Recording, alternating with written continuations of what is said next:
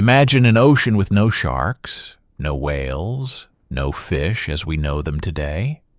Just endless dark water, ancient reefs, and something moving beneath the surface that evolution had never quite managed to produce again. It has no scales. Its body is wrapped in thick, interlocking plates of bone, armor so dense it could deflect the bite of almost anything alive at the time. Its eyes sit wide apart on a flattened skull the size of a dining table. And its mouth is something that should not exist. No teeth. Instead, two razor-edged blades of bone, self-sharpening, constantly honed against each other like living scissors, capable of generating a bite force that no fish, before or since, has ever matched. This animal is not a shark. It is not a reptile. It belongs to a lineage so ancient, so different from anything swimming in today's oceans, that calling it a fish almost feels like an insult to how strange it truly was. Its name is Dunkleosteus terrelli, and for nearly 40 million years, it was the undisputed ruler of the seas. 380 million years ago, long before the first dinosaur took a single step, long before the first tree dropped its first leaf, the oceans of this planet belonged to a creature encased in bone, armed with blades, and built for one purpose above all others: to kill everything it encountered. Paleontologists have spent decades trying to fully understand what Dunkleosteus was. Every new fossil, every new scan, every new analysis has added another layer to a picture that grows more astonishing the closer you look. And some of what they have found does not fit neatly into any category we have. The size estimates keep changing. The hunting behavior is still debated. Even the shape of its body, the part behind that famous armored head, remains one of the great unsolved mysteries in vertebrate paleontology. So stay with this, because the story of Dunkleosteus is not just the story of a monster. It is the story of an entire world that has been almost completely erased from memory, a world stranger and more violent than anything Hollywood has ever put on screen. We are going back 380 million years to the late Devonian period, to the age that scientists sometimes call the age of fishes, and to the apex predator that made every other creature in that ocean very, very nervous. To understand Dunkleosteus, you first have to understand the world it lived in. And that world was so alien, so fundamentally different from anything we know today, that it requires a complete reset of everything you think you know about life on Earth. 380 million years ago, the late Devonian period. Specifically, a stretch of geological time that scientists call the Frasnian stage, roughly 383 million to 372 million years ago. This is the window when Dunkleosteus reigned, and the planet it inhabited bore almost no resemblance to the one we call home. The continents were in entirely different positions. What would one day become North America and Europe were fused together into a single landmass sitting just south of the equator, surrounded by a vast, shallow sea called the Reich Ocean. The supercontinent Gondwana, a collision of what would later become South America, Africa, Antarctica, Australia, and India, dominated the southern hemisphere. There were no polar ice caps. The global climate was warm, humid, and oxygen-rich by the standards of earlier periods, though still significantly different from today. Sea levels were dramatically higher than anything we have experienced in human history. Now picture what the land looked like.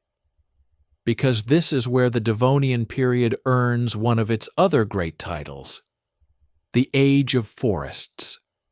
For the first time in Earth's history, true vascular plants were colonizing the continents in significant numbers. The first forests were appearing, not the towering oaks and pines we know, but strange, alien structures. Archaeopteris trees, with their fern-like leaves and woody trunks, were beginning to spread across the lowlands. Club mosses reached heights of several meters. The land was green, but green in a way that would look deeply wrong to modern eyes. There were no flowers, no grasses, no birds singing in the canopy. The forests were silent, except for wind and the movement of primitive insects, and the first four-limbed creatures beginning to drag themselves out of the shallows. That detail matters, because during the reign of Dunkleosteus, the first vertebrates were taking their first experimental steps onto land. The late Devonian is the period when creatures like Tiktaalik, that extraordinary transitional fossil discovered in Arctic Canada in 2004, were testing the boundary between water and air. Limbs were evolving from fins. Lungs were developing alongside gills. Life was at a crossroads, a pivot point of extraordinary evolutionary significance. And yet in the oceans, something else entirely was happening. The seas of the late Devonian were, by any measure, extraordinary.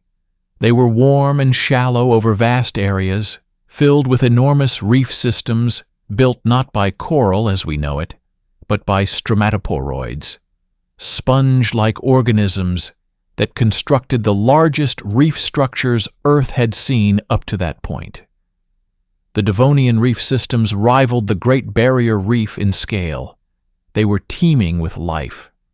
Cephalopods moved through the water columns in vast numbers. Primitive sharks, small, nimble, nothing like the great whites of today, were beginning to diversify. Placoderms, the armored fish that were the dominant vertebrates of the era, filled every ecological niche from the deep sea floor to the bright sunlit shallows. And presiding over all of it, at the very top of the food chain, was Dunkleosteus. Now the word placoderm comes from the Greek for plated skin, and it describes a group of armored fish that dominated the Devonian period so thoroughly that some researchers call this not the age of fishes, but the age of placoderms. These were the first jawed vertebrates to achieve true ecological dominance on a global scale. They ranged in size from creatures smaller than your hand to the monster we are discussing today. They colonized freshwater rivers and lakes, shallow coastal seas, and open oceans. For roughly 70 million years, they were the most successful vertebrates on the planet. Dunkleosteus was their ultimate expression. It belongs to a specific group of placoderms called the arthrodires, joint-necked fish, named for the unique hinged joint connecting the armored head shield to the armored thorax. This joint is one of the most important features in understanding how Dunkleosteus actually hunted and fed. We will return to it in detail. But for now, understand that the arthrodires were not primitive, slow, clumsy creatures. They were highly evolved, highly specialized predators that had spent tens of millions of years refining their design. Dunkleosteus was not an early crude attempt at a large predator. It was the finished product of a very long and very successful evolutionary program. The species Dunkleosteus terrelli is the largest and most famous member of the genus. But it was not alone. Paleontologists have identified at least 9 species within the genus Dunkleosteus, ranging from the relatively modest Dunkleosteus marsaisi, found in formations in Morocco and Spain, to the enormous terrelli specimens from the Cleveland Shale of Ohio. This geographical spread, from what is now North America to Europe to North Africa, tells us something important. Dunkleosteus was not a regional phenomenon.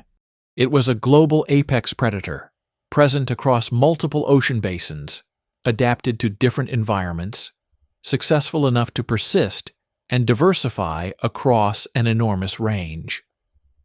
The Cleveland Shale Formation in northeastern Ohio is the primary source of Dunkleosteus terrelli fossils, and the story of how those fossils ended up embedded in rock in the American Midwest is itself a remarkable piece of deep time geology. 380 million years ago, that region sat at the bottom of a warm, shallow inland sea, the Appalachian Basin, stretching across much of what is now the eastern and central United States. The conditions at the bottom of this sea were periodically anoxic, meaning the water near the seafloor was depleted of oxygen. For paleontology, this is a gift.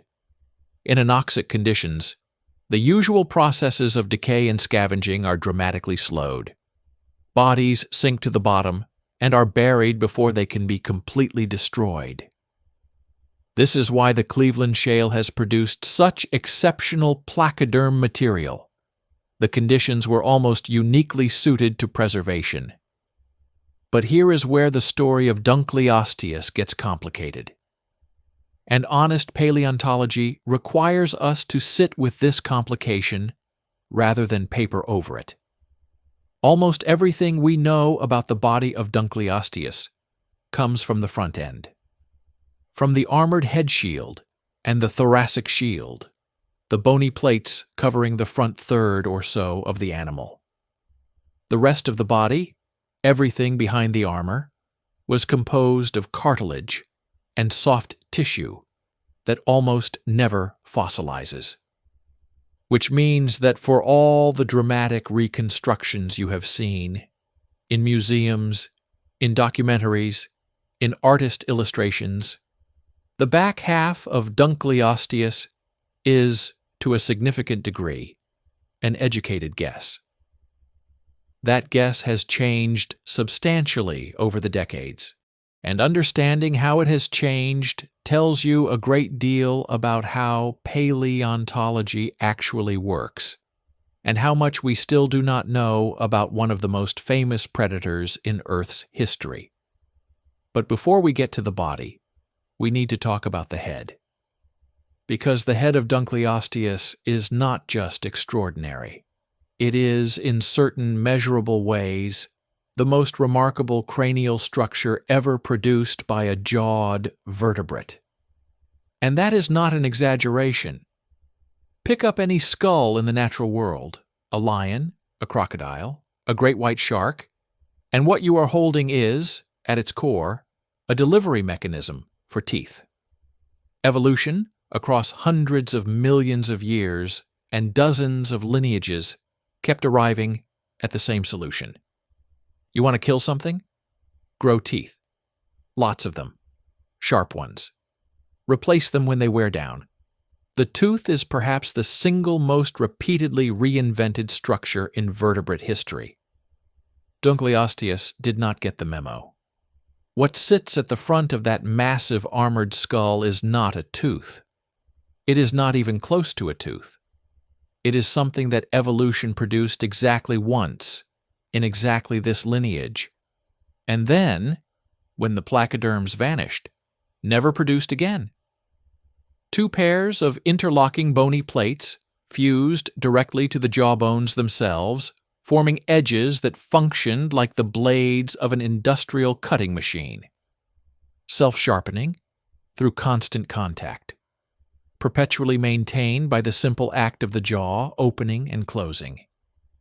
Capable of producing forces that, even today, after decades of study, continue to astonish the scientists who measure them. The skull of Dunkleosteus terrelli is not a single rigid structure. It is a mechanical system. And to understand why, you need to understand that arthrodire joint, the hinge point, connecting the head shield to the body armor.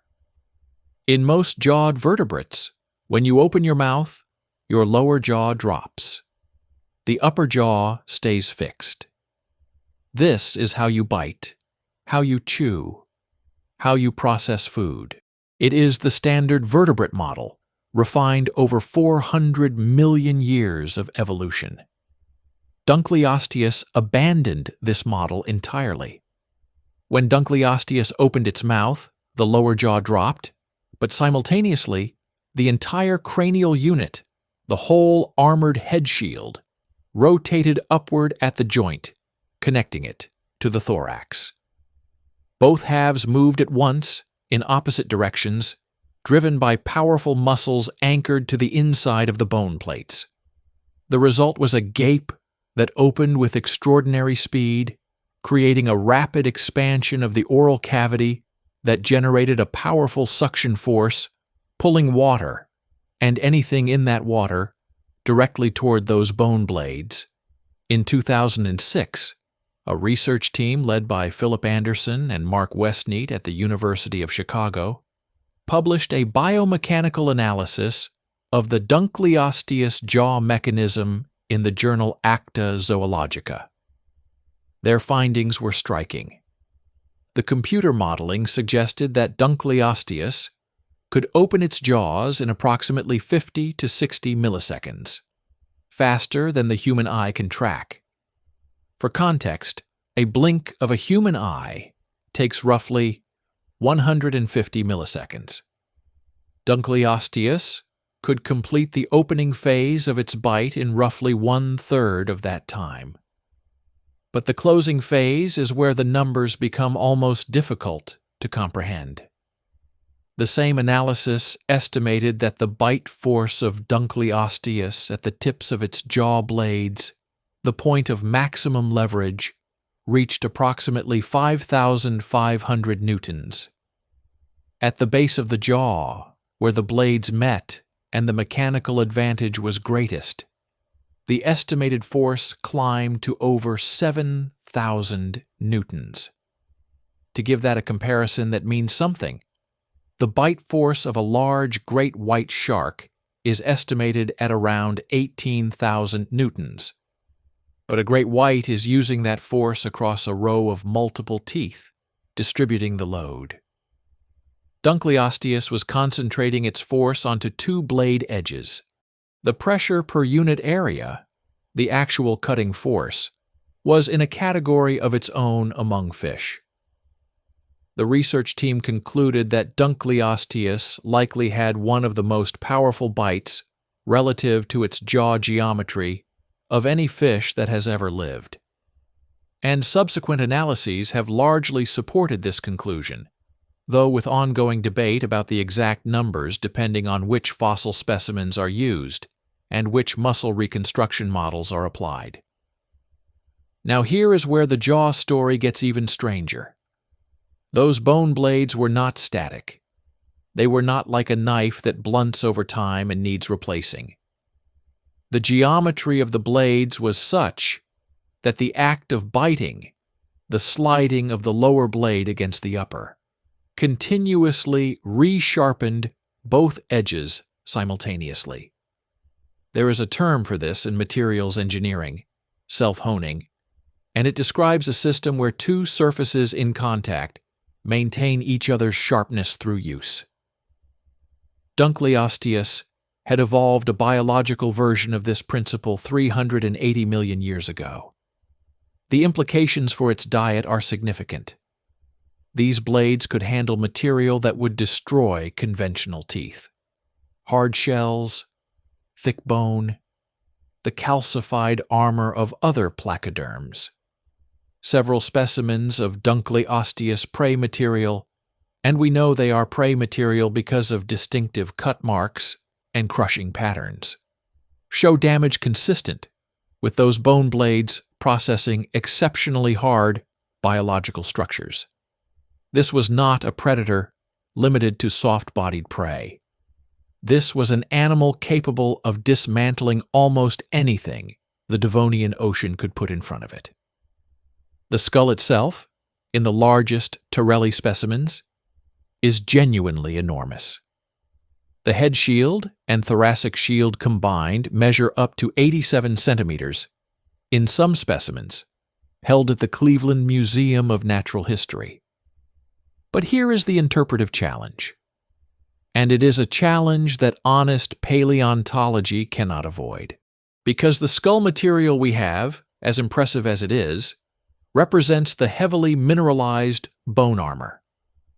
The actual living head, with its muscles, its cartilaginous structures, its soft tissues, was considerably larger than the preserved bone alone suggests.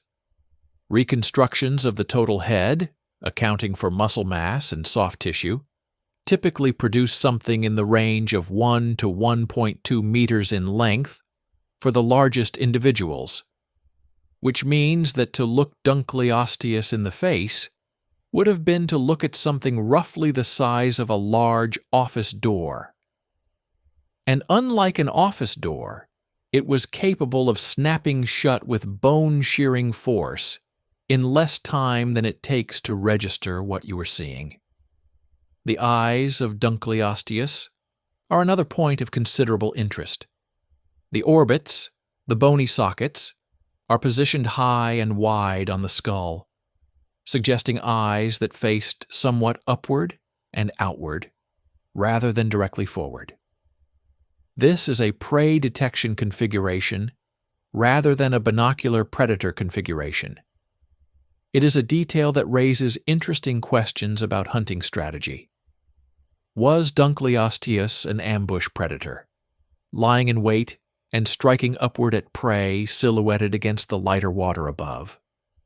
Was it an active pursuit predator, relying on speed and the suction mechanism rather than visual precision? Or some combination of both, adapted to different prey types and different depths? The honest answer is that we do not fully know.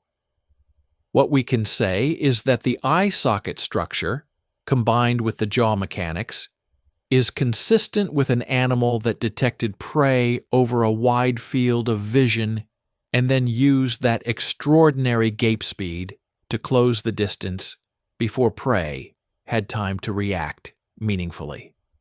There is one more feature of the Dunkleosteus skull worth dwelling on before we step back and try to reconstruct the whole animal. And it is a feature that speaks to just how successful this creature was as a predator, and how that success may have created its own complications. Regurgitated masses, boluses of undigested material, compressed and partially dissolved by stomach acids, then expelled from the mouth.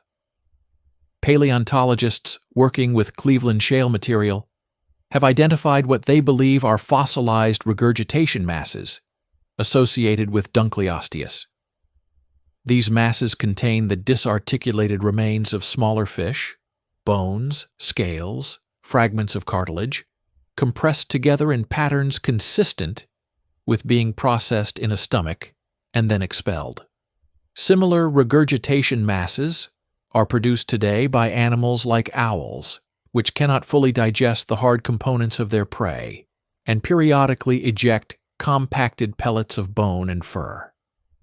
The significance of these putative regurgitation masses is twofold. First, they provide direct evidence about diet.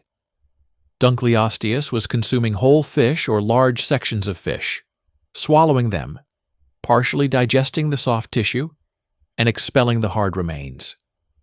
Second, and more intriguingly, the pattern suggests a digestive system, not optimized for processing hard material, which raises a question about whether those formidable bone blades were primarily for killing and initial dismemberment, rather than for grinding food into small pieces for digestion.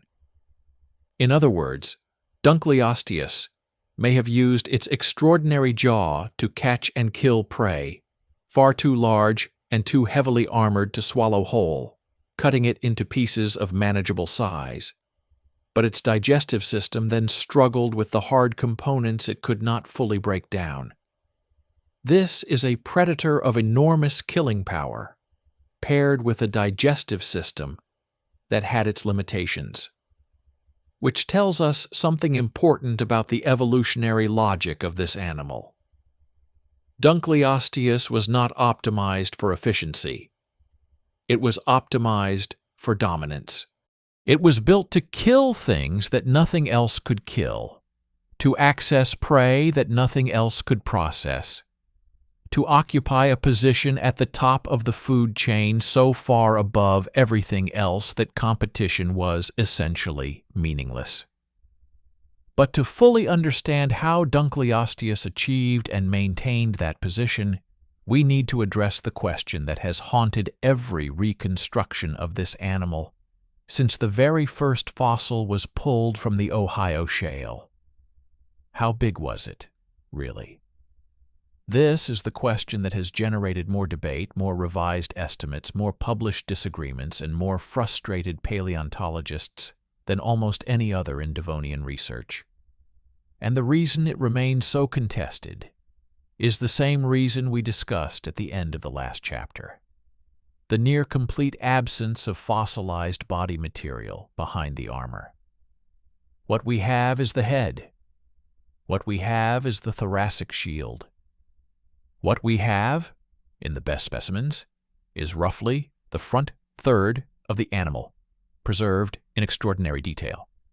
Everything behind that, the muscular trunk, the paired fins, the tail, the entire posterior half of one of the most formidable predators in Earth's history, is inference, extrapolation, and comparison with other species.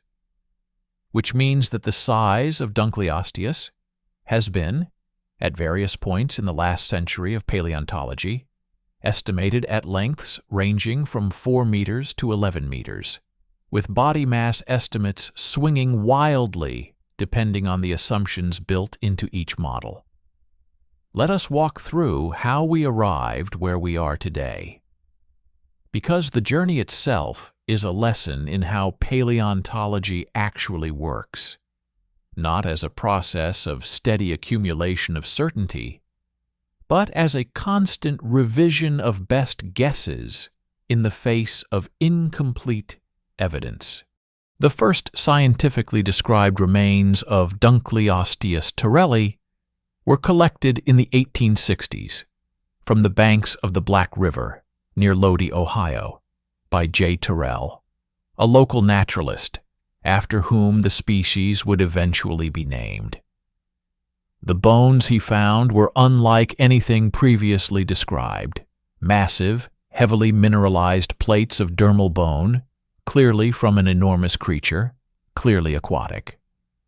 Terrell brought them to the attention of John Strong Newberry, a paleontologist at Columbia College in New York, who described the material formally and assigned it to a new genus. The name Newberry chose, Dinictis, meaning terrible fish, captured something of the immediate impression these bones made on anyone who studied them. The name Dunkleosteus came later, assigned in 1956 by Lehman, who reorganized the taxonomy of the group and named the genus in honor of David Dunkel, a paleontologist at the Cleveland Museum of Natural History, who had spent years working on placoderm material from the Ohio Shale. The specific epithet Terrelli honored J. Terrell, the original discoverer. So the full name carries within it the entire early history of the specimen's discovery and study, a common feature of Linnaean nomenclature that gives taxonomic names an almost archaeological quality. Throughout the late 19th and early 20th centuries, as more material was collected from the Cleveland Shale and from equivalent deposits in other parts of the world, the reconstructions of Dunkleosteus grew steadily more ambitious. Early estimates placed the animal at around 5 to 6 meters. By the mid-20th century, Some researchers were proposing lengths of up to 10 meters, with body mass estimates approaching 3 to 4 tons. These estimates were based primarily on scaling relationships, taking the dimensions of the preserved armor and extrapolating total body length, using comparisons with better preserved relatives. The problem with this approach is that the relatives chosen for comparison matter enormously. Different arthrodire species had very different body proportions. Some were relatively deep-bodied and compact. Others were elongated and more eel-like. Without knowing which body plan Dunkleosteus actually had, any scaling estimate carried enormous uncertainty.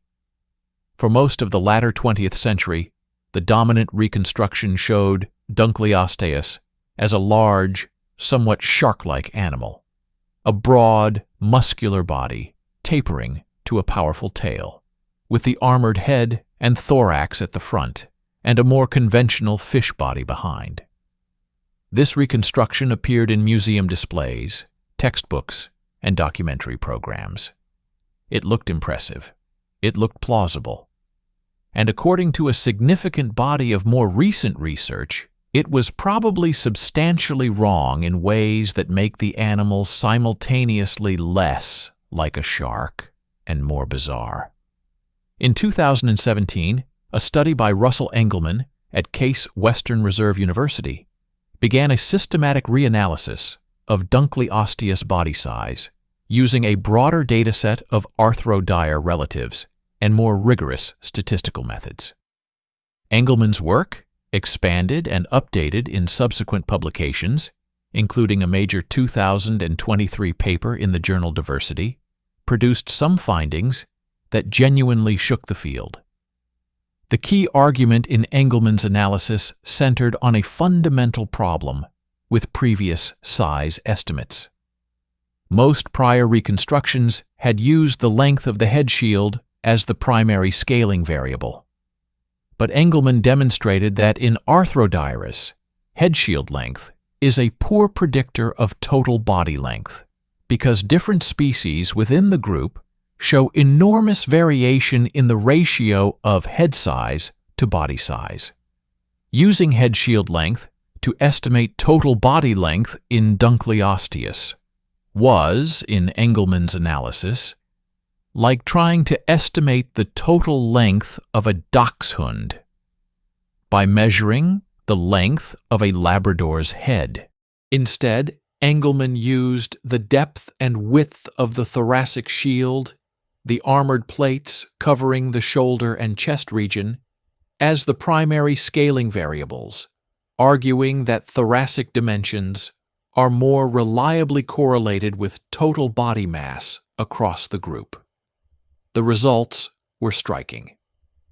Rather than the 8 to 10 meter animal of earlier estimates, Engelman's analysis suggested a total body length for Dunkleosteus terrelli in the range of 3.5 to 4.6 meters, with a body mass estimate of around 400 to 600 kilograms for the largest individuals, 4 to 5 meters, 400 to 600 kilograms. This is not a small animal.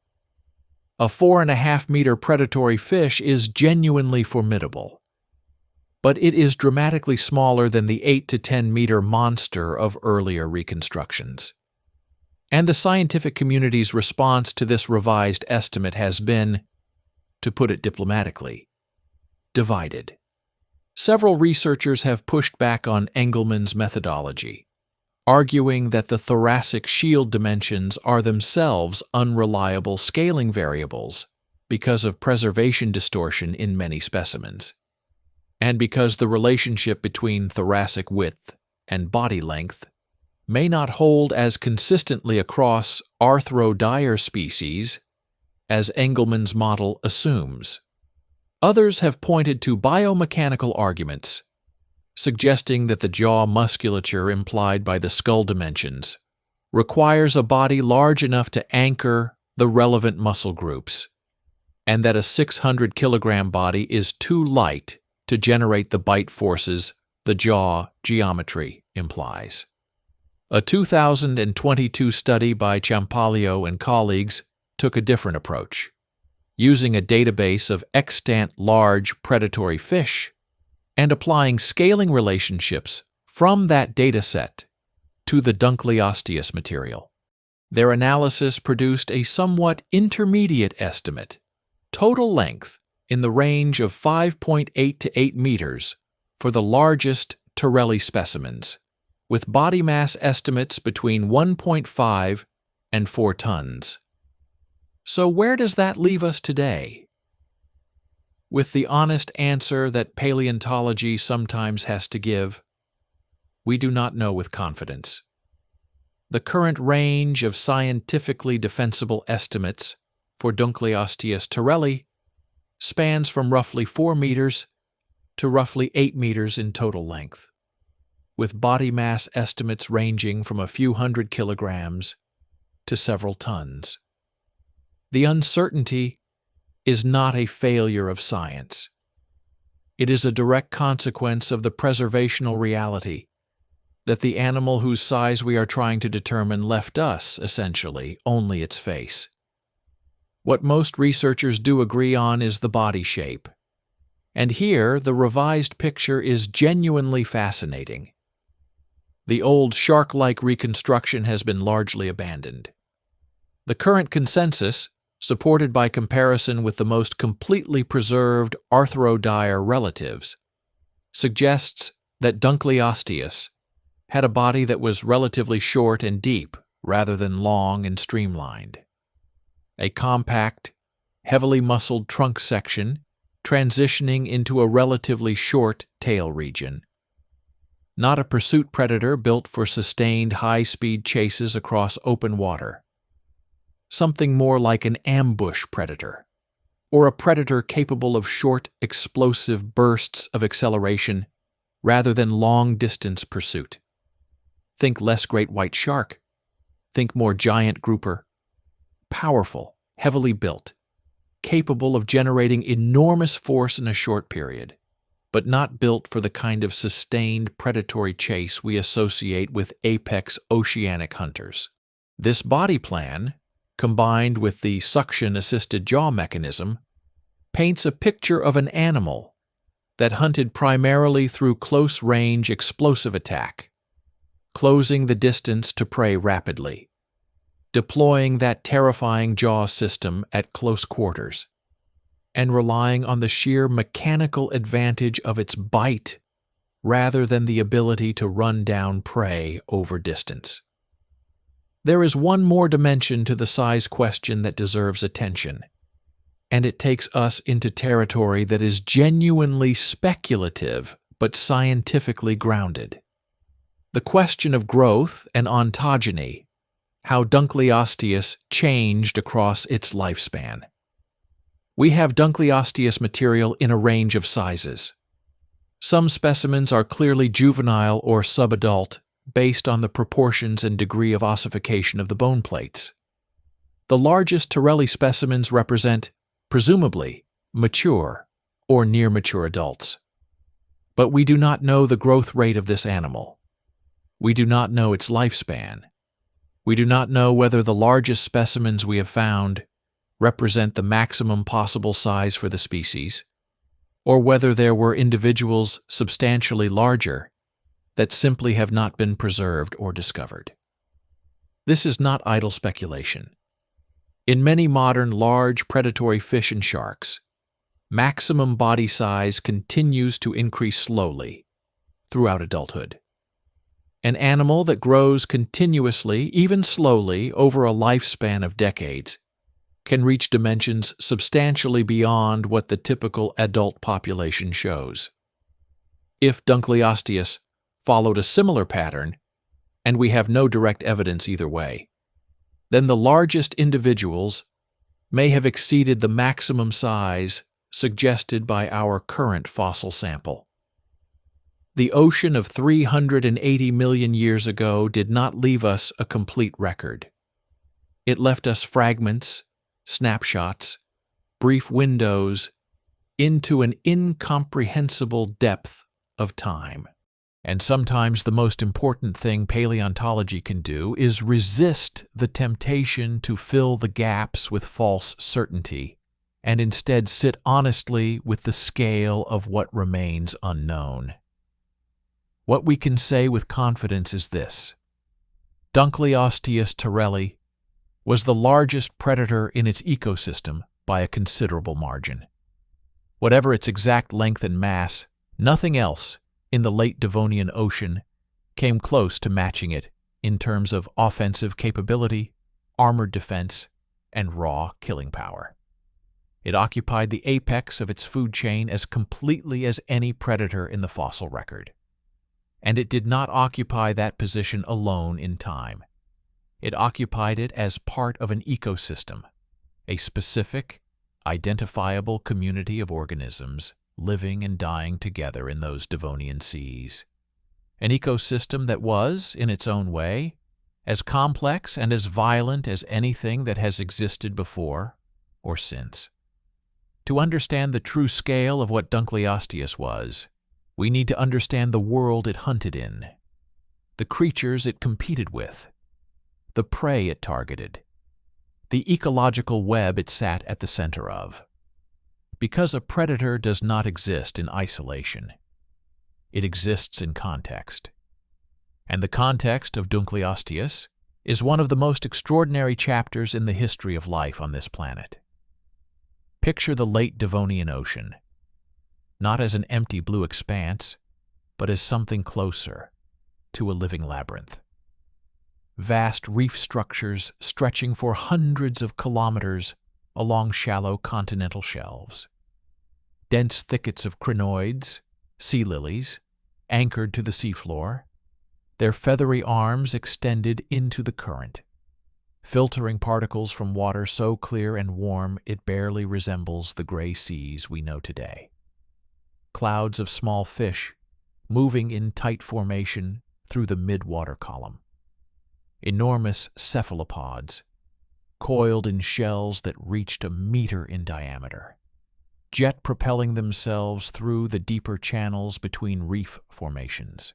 And everywhere, in every ecological niche, from the shallowest sunlit lagoon to the darker water beyond the reef edge, the armored forms of placoderms, dozens of species, hundreds of body plans, filling roles that in later oceans would be occupied by sharks and rays and bony fish. This was the world Dunkleosteus hunted, not a barren prehistoric sea, but a fully realized, densely populated, ecologically complex marine environment that had been developing and diversifying for tens of millions of years before the first torelli individual opened its jaw blades for the first time. Understanding who shared this ocean with Dunkleosteus requires us to think in layers.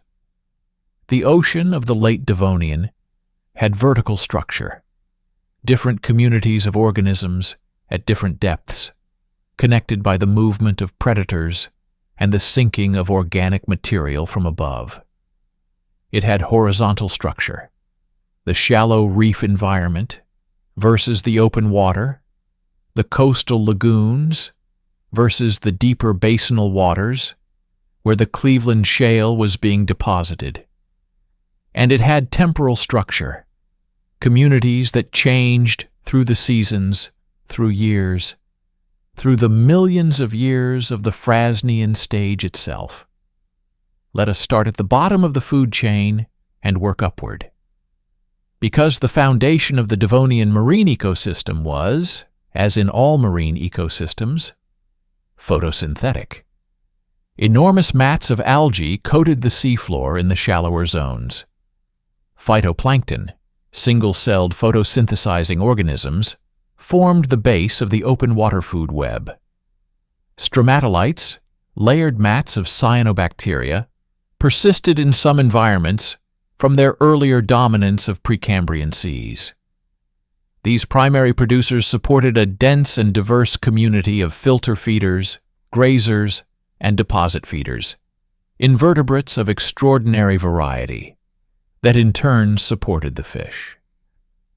Among the reef-building organisms themselves, the stromatoporoids deserve special mention. These sponge-like creatures built the framework of the Devonian reefs, and the reef structures they created were habitat-forming on a continental scale. Associated with these reefs were tabulate corals, early colonial coral relatives that lacked the complex symbiotic relationships with algae that modern corals have, but which nonetheless contributed to the reef framework.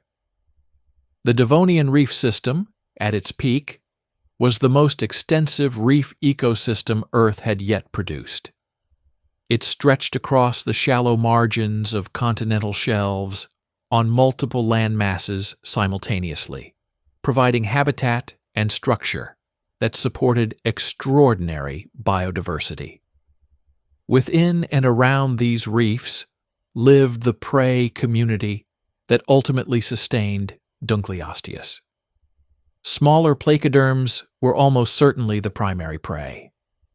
The Cleveland shale fauna is remarkably well documented, and it includes a diverse array of arthrodire species significantly smaller than Dunkleosteus. Dunkleosteus was a common arthrodire, reaching roughly 40 centimeters, essentially within easy striking distance of Dunkleosteus's bite, armor, and all. Titanichthys was an enormous filter-feeding placoderm, potentially reaching 6 meters in length, but with jaw structures suggesting it consumed tiny organisms rather than large prey. Essentially, the Devonian equivalent of a basking shark or whale shark, huge in body, but entirely passive. The presence of Titanichthys in the same deposits as Dunkleosteus is intriguing.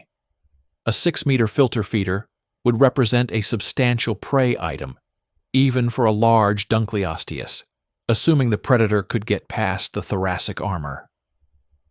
Then there were the tictodont placoderms, small, flat-bodied, ray-like creatures with crushing tooth plates adapted for processing hard-shelled invertebrates.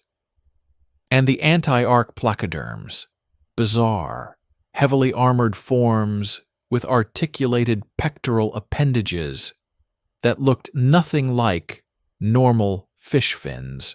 Bothrialepis, perhaps the most successful anti-arc, was present in extraordinary numbers across the Devonian world, turning up in formations on virtually every continent. These were not large animals, typically 20 to 30 centimeters, but their abundance made them a potentially important food source for any predator capable of cracking their armor. Among the non-placoderm fish of the Devonian Ocean, the acanthodians deserve attention. These small, spiny fish, sometimes called spiny sharks, though they were not true sharks, had been present since the Silurian and remained diverse through the Devonian. They occupied middle positions in the food web, consuming smaller invertebrates, and in turn being consumed by larger predators. Their spines, which projected from the leading edge of their fins, may have provided some defense against predators, but probably not against Dunkleosteus, whose jaw blades could reduce the entire animal to fragments regardless of defensive spines. True sharks, chondrichthyans with cartilaginous skeletons, were present in the Devonian Ocean, but in forms barely recognizable to modern eyes. Cladocelac is the best-known early shark from the Cleveland shale deposits, and it was a genuinely impressive animal in its own right, streamlined, fast, reaching lengths of around 1.8 meters, with a deeply forked tail suggesting sustained swimming capability. But Cladocelac lacked several features we associate with modern sharks. Its teeth were multi-cusped and not serrated. Its fins were relatively broad-based and less mobile than modern shark fins. And crucially, it lacked the claspers used in internal fertilization by modern male sharks, suggesting a different reproductive strategy. Cladocelac and Dunkleosteus shared the same waters. The same Cleveland shale deposits that yield Dunkleosteus material also yield beautifully preserved cladocylake specimens, so well preserved that soft tissue outlines, muscle fibers, and even stomach contents have been recovered in some cases. And those stomach contents are significant. Some cladocylake specimens contain the remains of smaller fish consumed tail first, suggesting a pursuit predator that struck from behind, swallowing prey head first or tail first, depending on the approach angle. This is a very different hunting strategy from the ambush and shear approach implied by the Dunkleosteus jaw mechanics. Did cladocylake compete directly with Dunkleosteus for prey? Almost certainly to some degree. Both were consuming fish in the same body of water, but the overlap was probably limited by the enormous difference in scale. Dunkleosteus at its largest was targeting prey that cladocylake could not handle, and consuming quantities of food that placed it in a different trophic category entirely. The more interesting question is whether cladocylake sometimes appeared on the menu of Dunkleosteus itself. The evidence here is suggestive rather than definitive. Some of the putative regurgitation masses associated with Dunkleosteus contain chondrichthyan remains, cartilage and tooth material consistent with small sharks or shark relatives. If Dunkleosteus was indeed consuming cladocylake, it adds another dimension to the ecological dynamic of the Cleveland shale fauna. Not just a placoderm apex predator consuming other placoderms, but a predator catholic enough in its diet to take cartilaginous fish as well, effectively suppressing the early radiation of the shark lineage within its territory. This is speculation, but it is speculation with fossil support, and it raises a question that we will return to in a later chapter. Whether the eventual disappearance of Dunkleosteus and the placoderms at the end of the Devonian opened ecological space that allowed sharks to begin their own long rise to dominance. Beyond the fish fauna, the Devonian Ocean contained large and ecologically significant invertebrate communities that formed part of the resource base sustaining the entire vertebrate food web. Ammonoids, relatives of the nautilus, were diversifying rapidly through the Devonian, and their coiled shells turn up in enormous numbers in Devonian marine deposits worldwide. Nautiloids, the straight-shelled and coiled cephalopods that had dominated earlier seas, were still present and in some environments enormously abundant. These were active, mobile predators in their own right, hunting smaller invertebrates and fish with tentacled arms. But they were also prey for anything large enough to crack their shells. Could Dunkleosteus crack a nautiloid shell?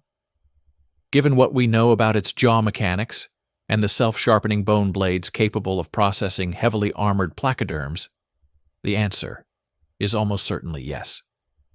A nautiloid shell, however impressive it looks in a museum case, would present significantly less mechanical resistance to those bone blades than the dermal armor of a large arthrodire.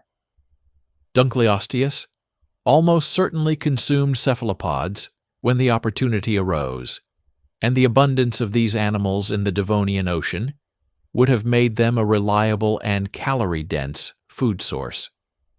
Sea scorpions, the eurypterids, were another component of the Devonian marine ecosystem, though their diversity and abundance was declining through this period compared to earlier times.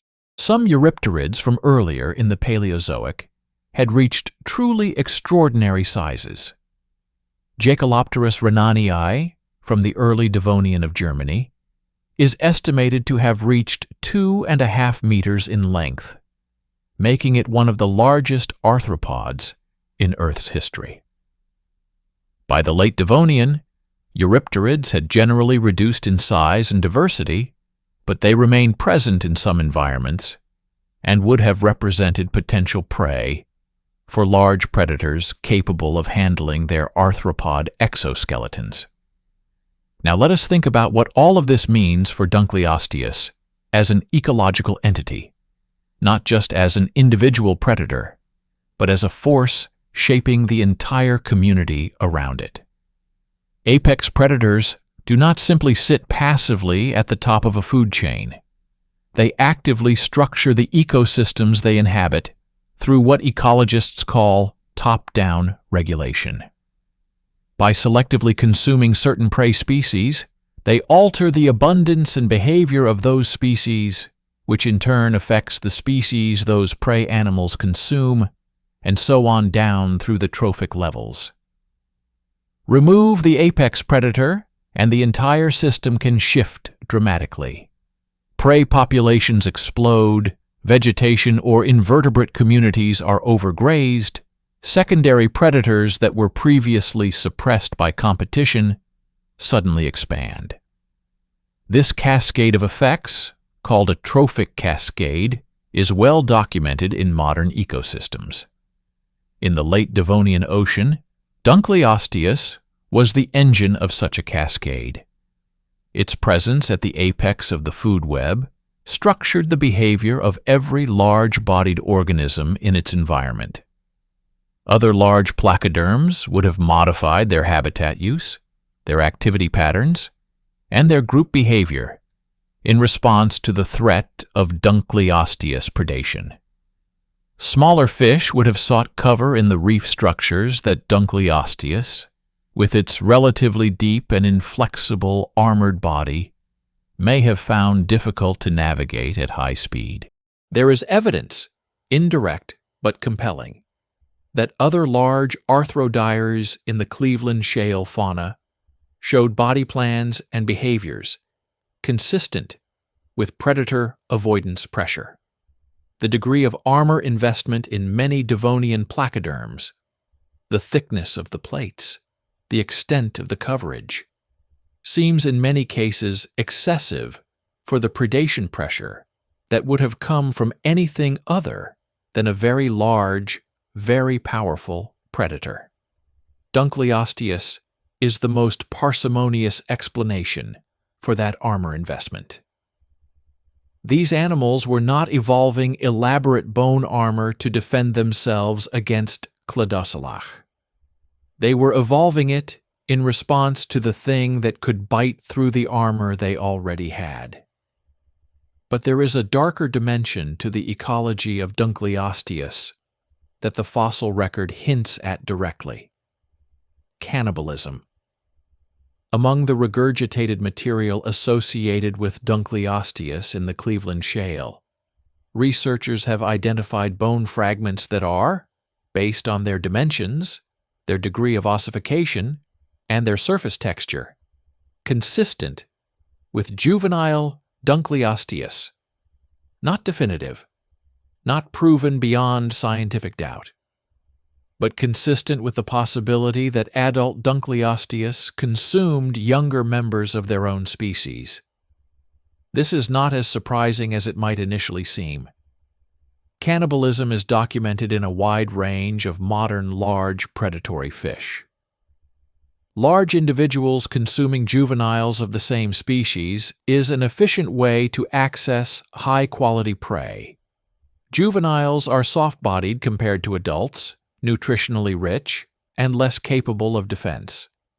In an environment where large prey items of any species are contested, juveniles of your own species may represent an accessible and predictable food source. If Dunkleosteus was indeed cannibalistic, it adds a deeply unsettling dimension to the image of this animal. Not merely a predator of fish, sharks, and armored placoderms, but an animal that consumed its own offspring and younger kin. An animal so completely adapted to apex predation that even the boundaries of species offered no protection. This was the world of Dunkleosteus, a world of extraordinary ecological complexity, of evolutionary arms races played out in bone and blade and armor, of a food web structured from top to bottom by the presence of one of the most formidable predators vertebrate evolution has ever produced. But for all its dominance, for all its armor and its blades and its terrible bite, Dunkleosteus did not rule forever. The late Devonian ocean that sustained it, that gave it prey and habitat and ecological space, was approaching a crisis so profound, so comprehensive, that it would erase not just Dunkleosteus, but the entire world it represented. And the signs of that coming catastrophe were already written into the rocks, waiting for the right scientists to read them. 372 million years ago, something went wrong with the world. Not suddenly. Not in a single catastrophic instant, the way the asteroid that ended the dinosaurs delivered its verdict in a matter of hours. What happened to the world of Dunkleosteus was slower, more insidious, more complex, and in many ways more terrifying, precisely because of its gradual grinding character. It was not one catastrophe. It was a series of them, overlapping and compounding across millions of years, dismantling the late Devonian ecosystem piece by piece until almost nothing recognizable remained. Paleontologists call it the late Devonian mass extinction, or more precisely, the Frasnian-Famennian extinction event, named for the two geological stages it separates, the Frasnian above and the Famennian below in the rock record. It is one of the 5 great mass extinctions in the history of complex animal life on Earth. And by some measures, it was the most selectively devastating of all of them. To understand what it destroyed, you need a number. Approximately 75% of all species on Earth vanished during the late Devonian extinction interval. Not in a single pulse, but across a protracted period that current research suggests spanned somewhere between 500,000 and 25 million years, the precise duration remaining a subject of active scientific debate, depending on which proxy records and which radiometric dating methods are used. What is not debated is the scale. 3/4 of all species gone. But the raw percentage understates the ecological specificity of what was lost. Because the late Devonian extinction was not simply random subtraction from the tree of life, it was selective. It targeted particular groups, particular ecological niches, particular types of organisms, with a precision that tells us something important about the nature of the killing mechanism, or mechanisms, because the current scientific consensus is that multiple stressors were operating simultaneously, interacting and amplifying each other in ways that made the total effect far greater than the sum of the individual parts. The marine realm bore the brunt. Reef ecosystems were essentially annihilated. The Devonian reef system, those vast stromatoporoid and tabulate coral structures that had been building for tens of millions of years, that had supported the extraordinary diversity of the Devonian Ocean, collapsed almost completely. The stromatoporoids, those sponge-like reef builders that had dominated shallow marine environments since the Ordovician, were reduced to a handful of surviving lineages. The tabulate corals suffered catastrophic losses. The rugose corals, another major reef-building group, were devastated. When reef ecosystems returned in the Carboniferous period that followed, they were built by entirely different organisms using entirely different biological architectures. The Devonian reef world was not just damaged. It was replaced. Among the vertebrates, The losses were staggering. The placoderms, those armored fish that had dominated the world's oceans and fresh waters for roughly 70 million years, did not survive the transition into the Carboniferous. Not a single placoderm lineage made it through. Dunkleosteus, Titanichthys, Dunkleosteus, Bothriolepis, every arthrodire, every antiarch, every ptyctodont, all gone. The most successful group of jawed vertebrates the world had yet produced was completely erased. Their extraordinary diversity of body plans, their global distribution, their 70 million years of ecological dominance, it counted for nothing against whatever was dismantling the Devonian world.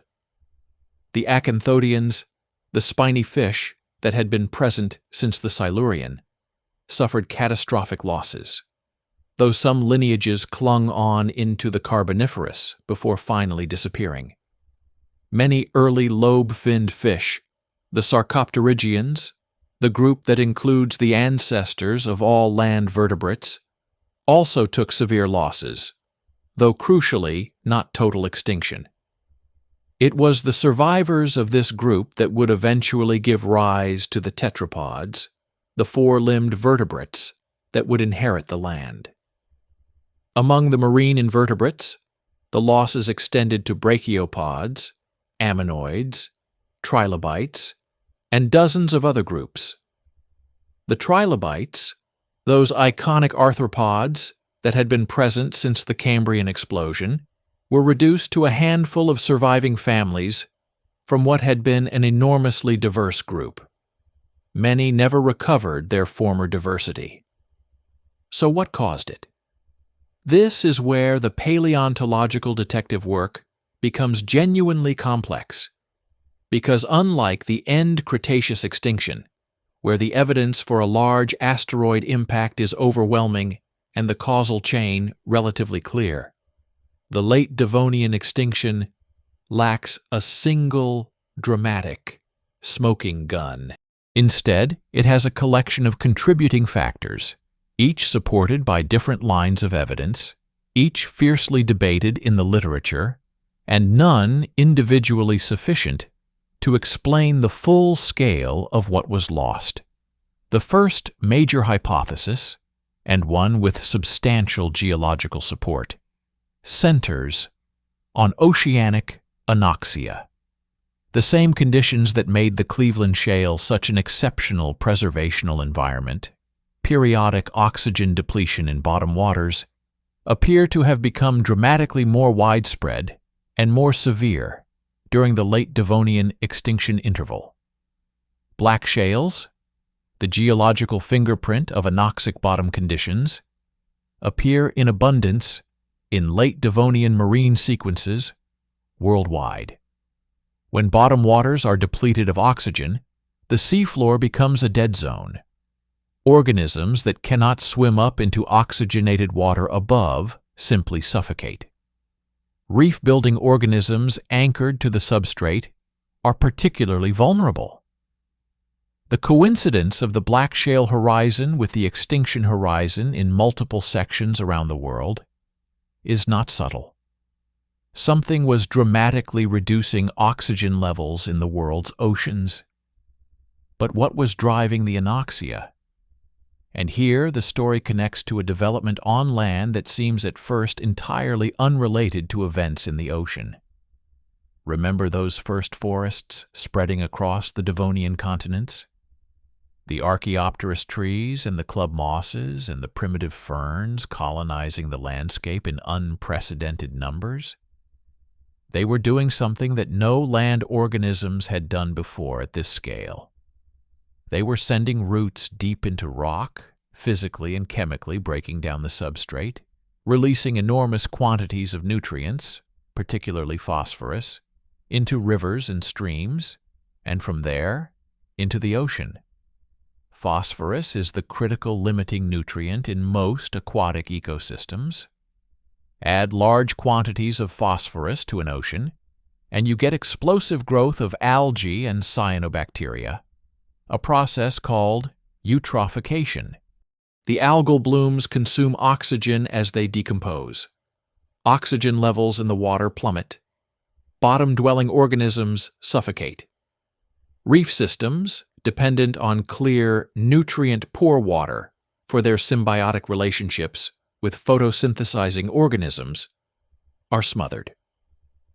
This hypothesis, that the spread of the first forests drove a global eutrophication event that caused oceanic anoxia and destroyed the marine ecosystems of the late Devonian, has gained considerable traction in recent years.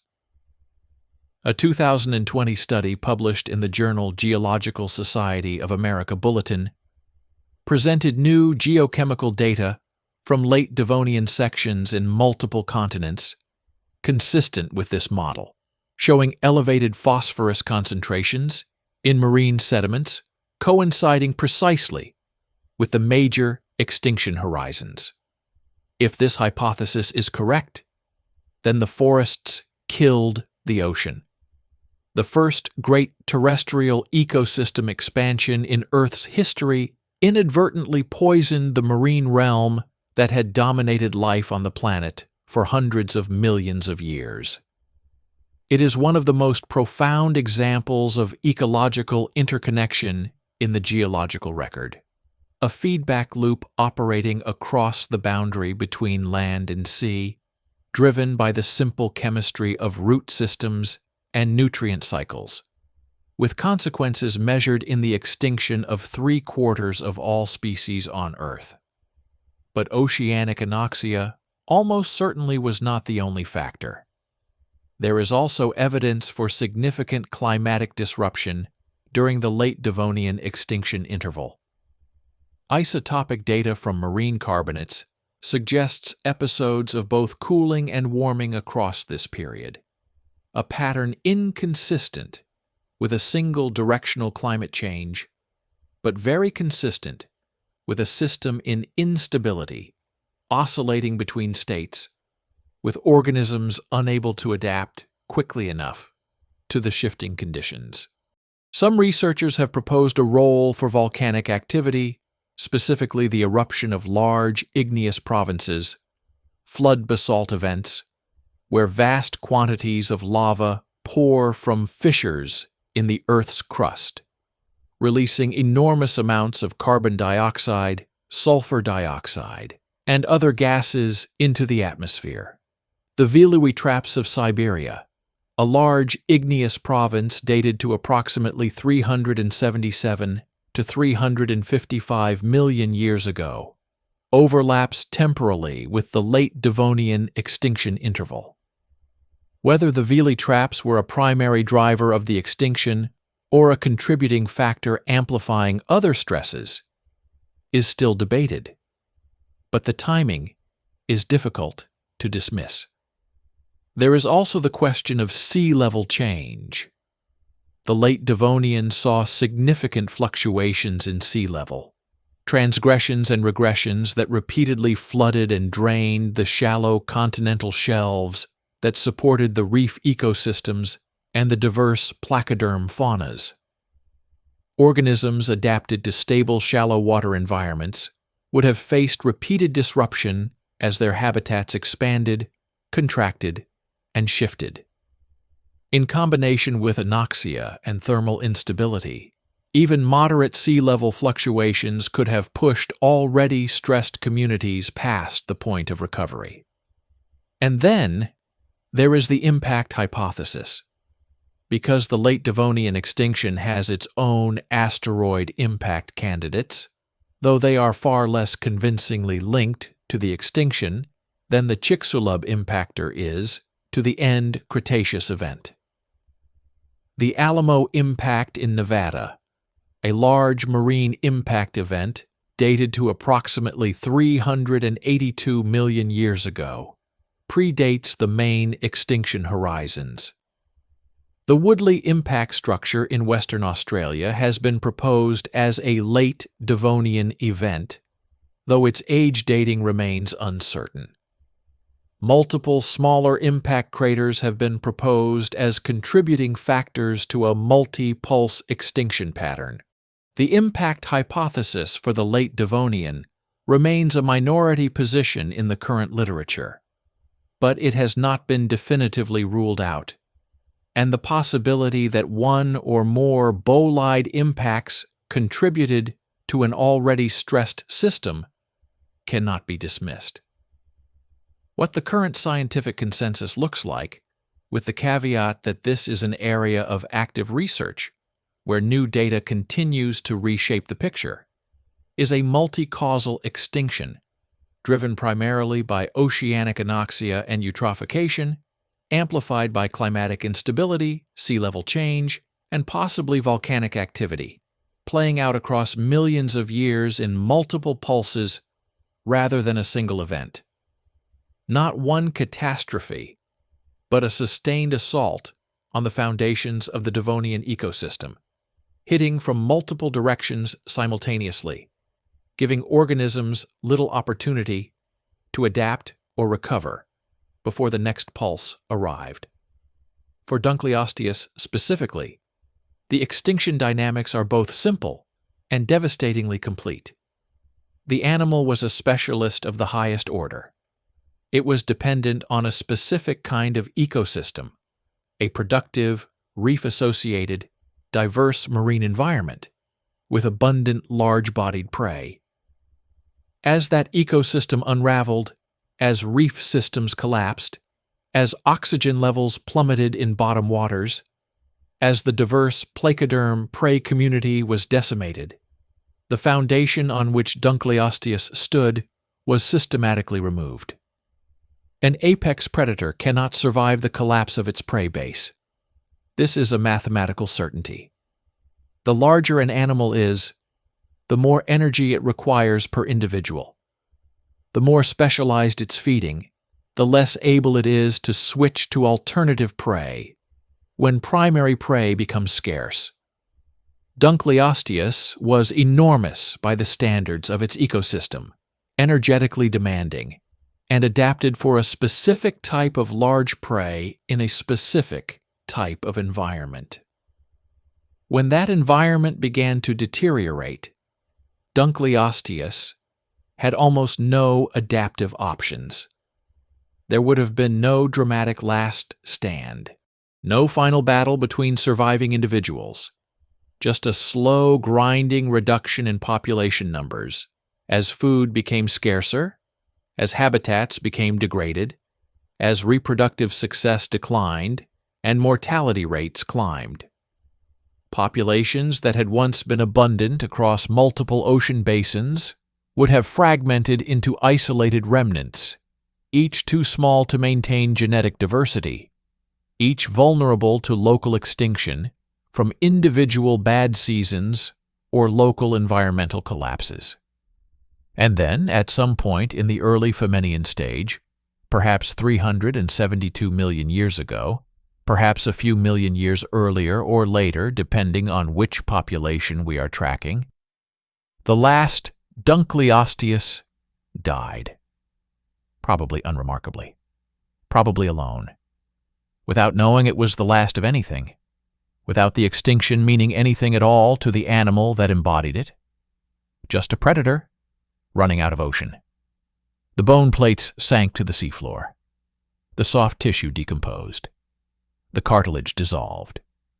And over millions of years, the slow chemistry of geological time converted what remained into the fossils that a naturalist named J. Terrell would pull from an Ohio riverbank 380 million years later. But the story does not end with the extinction, because something filled the void that Dunkleosteus and its entire lineage left behind.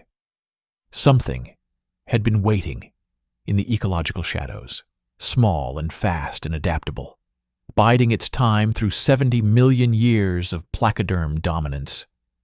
And when the armored giants fell, those waiting creatures inherited the ocean.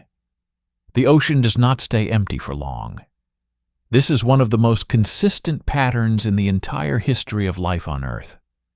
Create a vacancy at the top of a food chain, through extinction, through environmental collapse, through the removal of a dominant lineage by whatever mechanism. And something moves in to fill it. Evolution abhors an ecological vacuum with the same thoroughness that physics abhors a physical one. The question is never whether the vacancy will be filled. The question is what fills it, how quickly, and what the world looks like on the other side. When the placoderms vanished at the end of the Devonian, they left behind the most significant ecological vacancy in the history of the vertebrate ocean. 70 million years of dominance erased. Every large-bodied armored predator gone. Every filter-feeding giant gone. Every small reef-associated placoderm gone. The entire architectural framework of the Devonian marine vertebrate community dismantled. And into that vacancy stepped two groups that had been present throughout the Devonian, largely suppressed by placoderm dominance, constrained to smaller body sizes, and more marginal ecological roles, by the simple fact that the best positions were already occupied. The chondrichthyons, the cartilaginous fish, the lineage that would eventually produce sharks, rays, and chimeras, and the osteichthyons, the bony fish, the lineage that would eventually produce almost every ray-finned fish in the modern ocean, and also, through the lobe-finned branch, every land vertebrate that has ever lived, including the one reading these words. Both groups had Devonian ancestors. Both groups had survived the extinction, battered but intact, their diversity reduced, but their fundamental biological toolkit preserved. And in the Carboniferous period that followed, beginning roughly 359 million years ago, both groups began an evolutionary expansion of breathtaking scope and speed, radiating into the ecological space that the placoderms had left behind, with a creativity and diversity that within a few tens of millions of years had produced marine ecosystems of a complexity and character entirely unlike anything the Devonian had contained. The sharks are the group that most directly fills the role vacated by Dunkleosteus in the popular imagination. And their story in the immediate post-Devonian world is genuinely extraordinary, though not quite the straightforward triumphant ascension that it is sometimes portrayed as. The sharks that survived into the Carboniferous were not great whites in waiting. They were diverse, experimental, and in many cases deeply strange. The Carboniferous period is sometimes called the Golden Age of Sharks, precisely because of the extraordinary variety of body plans and ecological strategies that sharks explored during this interval. And some of what they produced bears almost no resemblance to the streamlined killing machines we associate with the word shark today. Consider Stethocanthus. This small Carboniferous shark, reaching roughly 70 centimeters in length, carried on its back a structure unlike anything produced by any other vertebrate before or since, a flat-topped, anvil-shaped dorsal fin covered in denticles, mirroring a similar patch of denticles on the top of its head. The function of this structure remains genuinely unknown. Sexual display, species recognition, some kind of mimicry strategy? The honest answer is that we do not know and may never know. What Stethocanthus tells us is that in the immediate aftermath of the Devonian extinction, sharks were not simply converging on a single optimal predator body plan. They were exploring the full space of possible designs, some of which led nowhere and vanished, and some of which eventually led toward the forms that dominate modern oceans. Helicoprion is another example, though technically a ratfish relative rather than a true shark. famous for one of the most bizarre structures in vertebrate paleontology. A tooth whorl, a spiral of teeth coiled like a watch spring, contained within the lower jaw. For decades after the first specimens were discovered in the 1890s, paleontologists debated where exactly this structure sat in the animal's anatomy. Proposals ranged from the tip of the snout to the dorsal fin to the tail. It was only with CT scanning of a well-preserved specimen in 2013, conducted at the Idaho Museum of Natural History, that researchers were able to definitively place the tooth whorl within the lower jaw itself, determining that the spiral represented a series of teeth that were retained rather than shed, coiling inward as new teeth erupted at the front. The functional significance of the tooth whorl remains debated.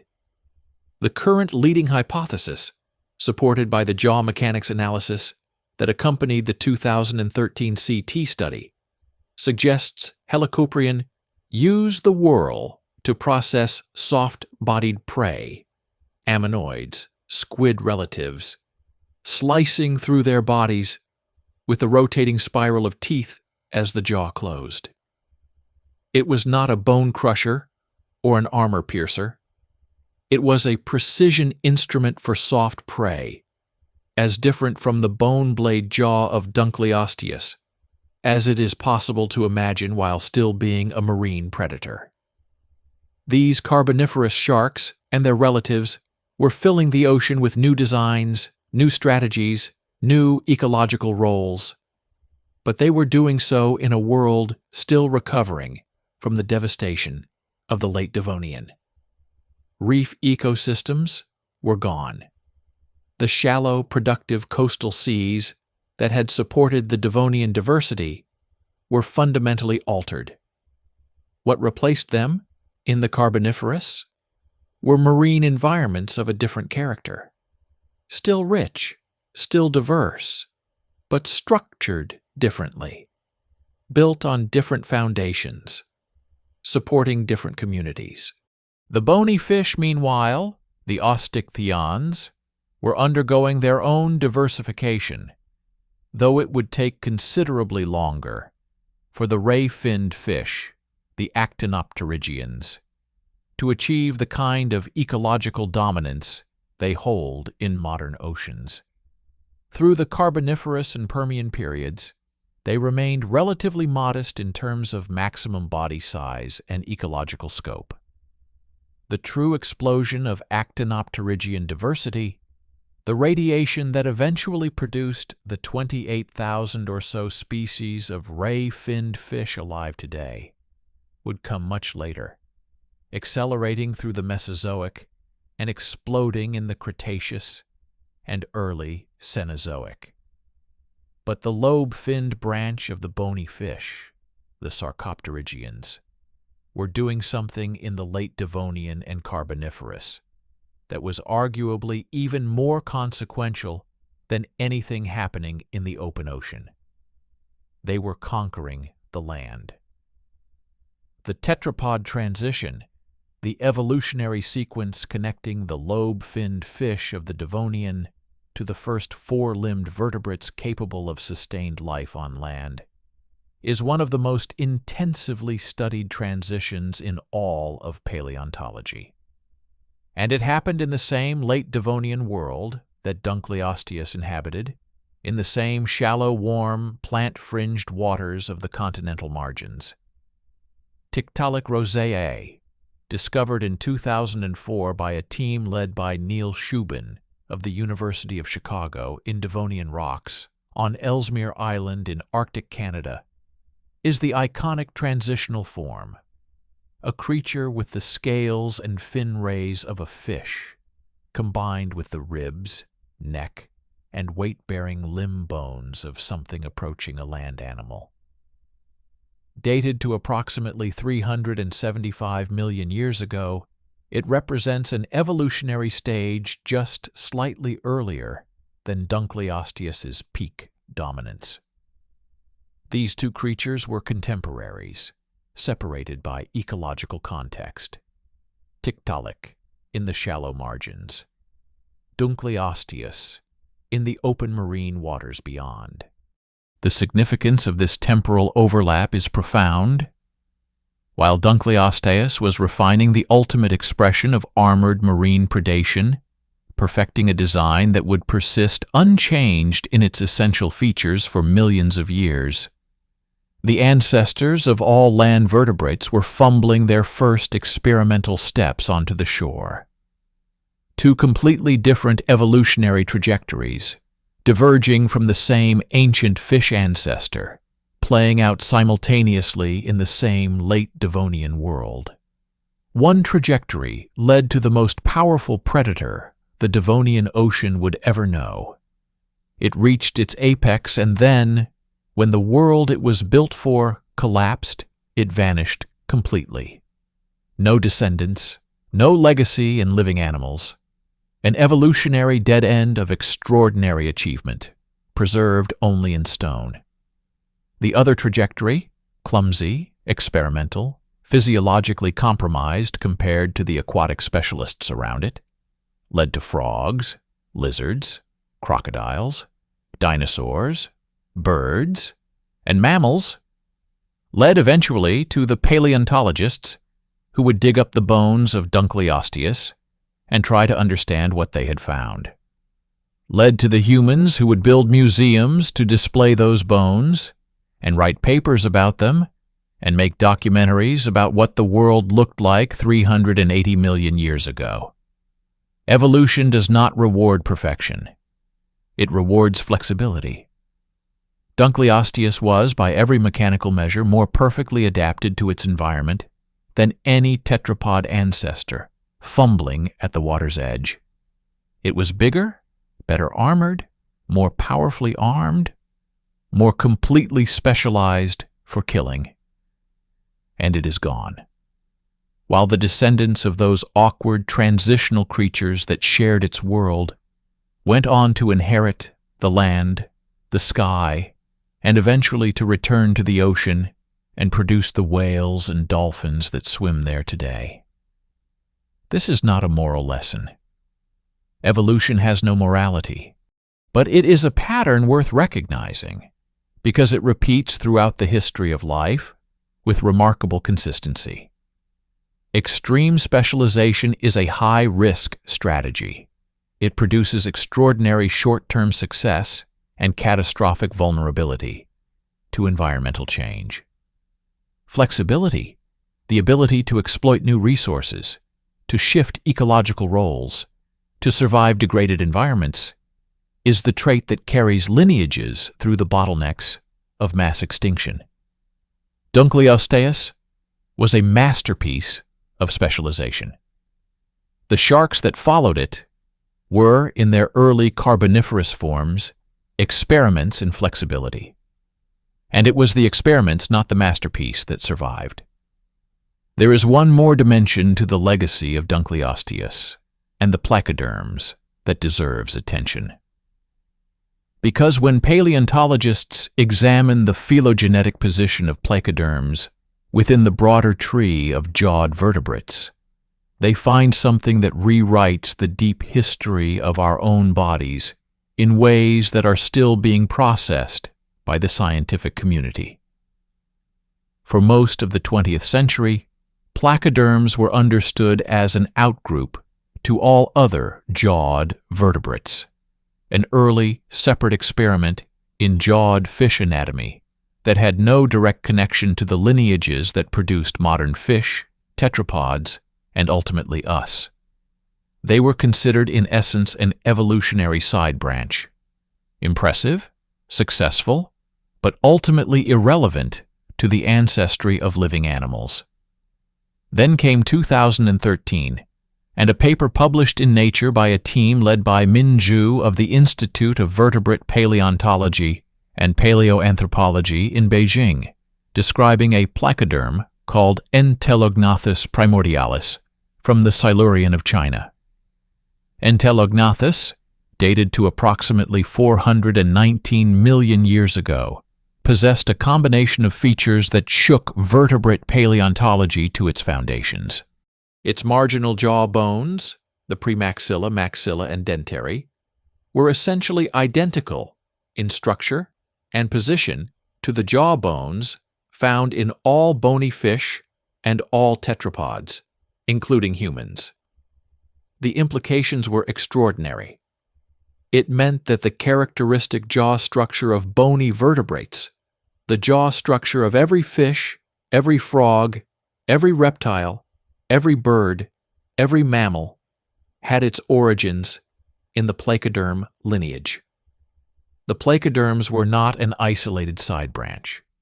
They were, in some configurations of the vertebrate family tree, directly ancestral to the entire bony vertebrate lineage, or at minimum, so closely related to that ancestral lineage that they shared the fundamental anatomical innovations that define it.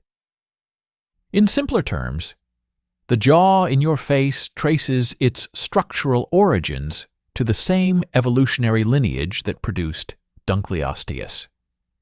This finding has been refined and debated in the decades since the Entelognathus paper, and the exact phylogenetic relationship between placoderms and bony vertebrates remains an area of active research with competing interpretations. But the fundamental insight that placoderms are far more intimately connected to the ancestry of living vertebrates than previously understood has fundamentally changed how paleontologists interpret the group. Dunkleosteus, then, is not simply a fascinating extinct predator from a vanished world. It is, in a very real sense, part of our own deep evolutionary heritage. Not a direct ancestor, the specific lineage of arthrodire placoderms, to which Dunkleosteus belongs, almost certainly did not give rise to the bony vertebrate lineage directly, but a close relative of the animals that did. A distant cousin, magnified to monstrous scale by 70 million years of evolutionary refinement, preserved in the rocks of Ohio, while its relatives' descendants went on to become everything with a backbone alive on Earth today. There is something quietly extraordinary about that. The creature whose bones J. Terrell pulled from a riverbank in 1860-something. The creature that John Strong Newberry named Dinishthes, terrible fish. The creature that has stared out from museum displays for over a century, with those blank, fossilized eye sockets, is woven into the same evolutionary story as the hands that dug it up and the eyes that looked at it. The same ancient experiment in jaw architecture. The same deep ancestral heritage of armored fish in Silurian seas.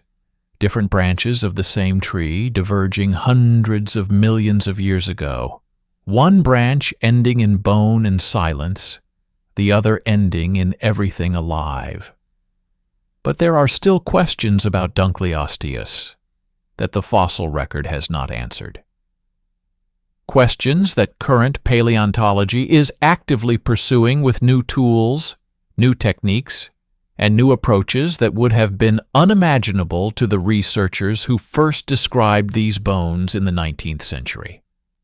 And some of those questions, when you look at them closely, are stranger and more unsettling than anything we have covered so far. The bones have been in museums for over a century. The species has been formally described for decades. Hundreds of scientific papers have been written about placoderms, about the Devonian, about the Cleveland shale fauna. And yet, in the second decade of the 21st century, paleontologists studying Dunkleosteus are producing findings that are as surprising and as disruptive to established understanding as anything produced in the previous 100 years of research. This is what happens when new tools meet old bones. The revolution in paleontological methodology that has unfolded over the last 20 to 30 years is not primarily a revolution in discovery, in finding new specimens in new places, though that continues. It is a revolution in interrogation, in the ability to ask questions of existing specimens that previous generations of researchers simply had no means to ask. And the answers those questions are producing are rewriting the story of Dunkleosteus in ways that are still unfolding. Begin with computed tomography. CT scanning, the same technology used in hospitals to image the interior of living bodies without surgery, has transformed vertebrate paleontology by making it possible to examine the internal structure of fossils without physically cutting them open. For a specimen as rare and as scientifically significant as a Dunkleosteus skull, the ability to explore internal anatomy non-destructively is not merely convenient. It is the difference between answering certain questions and never being able to ask them at all. The internal structure of the Dunkleosteus skull bones contains information that the external surface alone cannot provide. The arrangement of internal bone canals, the passages through which blood vessels and nerves ran in the living animal, tells us about the sensory capabilities of the creature, about where and how it detected its prey, about the neurological architecture that coordinated that extraordinary jaw mechanism. CT scanning of placoderm skull material has revealed sensory canal systems of considerable complexity, suggesting that Dunkleosteus, like modern sharks and many other aquatic predators, possessed a sophisticated lateral line system, a network of mechanosensory receptors capable of detecting pressure waves and water movements at significant distances from the animal itself. If this interpretation is correct, and the CT data from multiple arthrodire specimens is consistent with it, then Dunkleosteus was not hunting primarily by sight. It was hunting by feel, detecting the pressure waves generated by the movement of prey animals through the water column, tracking the disturbance created by a struggling fish or a swimming cephalopod, zeroing in on the source of that disturbance from meters away before any visual confirmation was possible. This is the same hunting strategy used by modern sharks, by crocodilians, by the platypus with its electroreceptive bill. It is an ancient strategy, deeply effective in turbid or dark water, and it places Dunkleosteus in a long evolutionary tradition of mechanosensory predation that connects directly to the hunters of modern oceans. The second major methodological revolution is isotopic analysis. The chemical composition of fossilized bone and tooth material, specifically the ratios of different isotopes of elements like carbon, oxygen, nitrogen, and strontium, encodes information about diet, about water temperature, about the metabolic processes of the living animal. Extracting and interpreting that chemical signal from Devonian material that has been buried for nearly 400 million years is technically demanding and interpretively complex. But it is increasingly possible, and the results are beginning to change how we understand the physiology of Dunkleosteus in ways that go far beyond anatomy. One of the most significant and most debated questions in current Dunkleosteus research is the question of metabolism. Was Dunkleosteus ectothermic, cold-blooded in the popular phrase, with a body temperature dependent on the surrounding water, a relatively low metabolic rate, and correspondingly modest energy requirements? Or was it, like some modern large sharks and tuna, capable of some degree of endothermy, maintaining elevated body temperatures in core muscle groups through metabolic heat retention, increasing muscle performance, and enabling more sustained activity in colder waters? This question matters enormously for how we understand Dunkleosteus as an ecological entity. A fully ectothermic Dunkleosteus would have required relatively modest amounts of food, perhaps consuming large prey items infrequently, spending long periods in relative inactivity between feeding events, constrained in its activity level by ambient water temperature. A partially endothermic Dunkleosteus would have been a fundamentally more active, more energetically demanding, more continuously predatory animal, requiring more frequent feeding, capable of higher sustained speeds, potentially ranging more widely through the water column and across different temperature zones. The isotopic evidence currently available is insufficient to resolve this question definitively.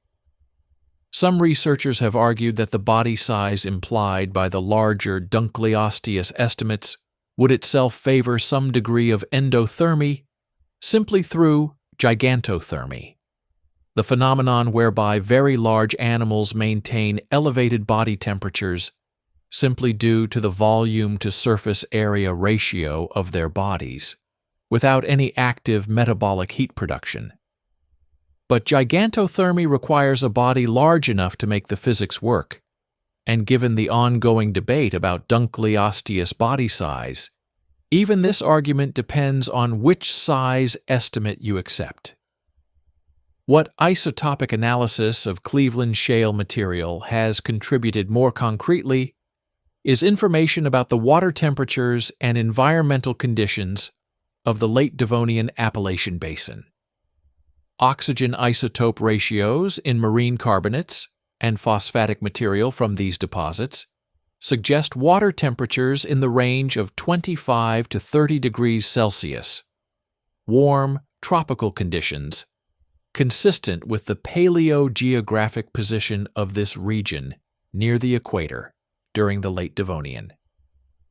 These temperatures would have been broadly favorable for ectothermic vertebrates, reducing the energetic advantage of endothermy compared to colder marine environments. But they also imply a highly productive, warm water ecosystem, exactly the kind of environment that could support the enormous energetic demands of a very large apex predator, regardless of its thermoregulatory strategy. The third major area of current research involves phylogenetics, the reconstruction of evolutionary relationships, using both morphological data from fossils and, increasingly, molecular data from the living relatives of Devonian animals. The Entomognathus discovery we discussed earlier was a product of this phylogenetic revolution, and it has by no means resolved all the questions it raised. The relationship between placoderms and the two major living lineages of jawed vertebrates, the cartilaginous fish and the bony fish, remains one of the most actively debated topics in vertebrate paleontology. Different analytical methods and different datasets produce different results. Some phylogenetic analyses place placoderms as a paraphyletic grade, meaning that different placoderm groups are more closely related to chondrichthyans or osteichthyans than they are to each other, with no single common ancestor uniting all placoderms to the exclusion of living vertebrates.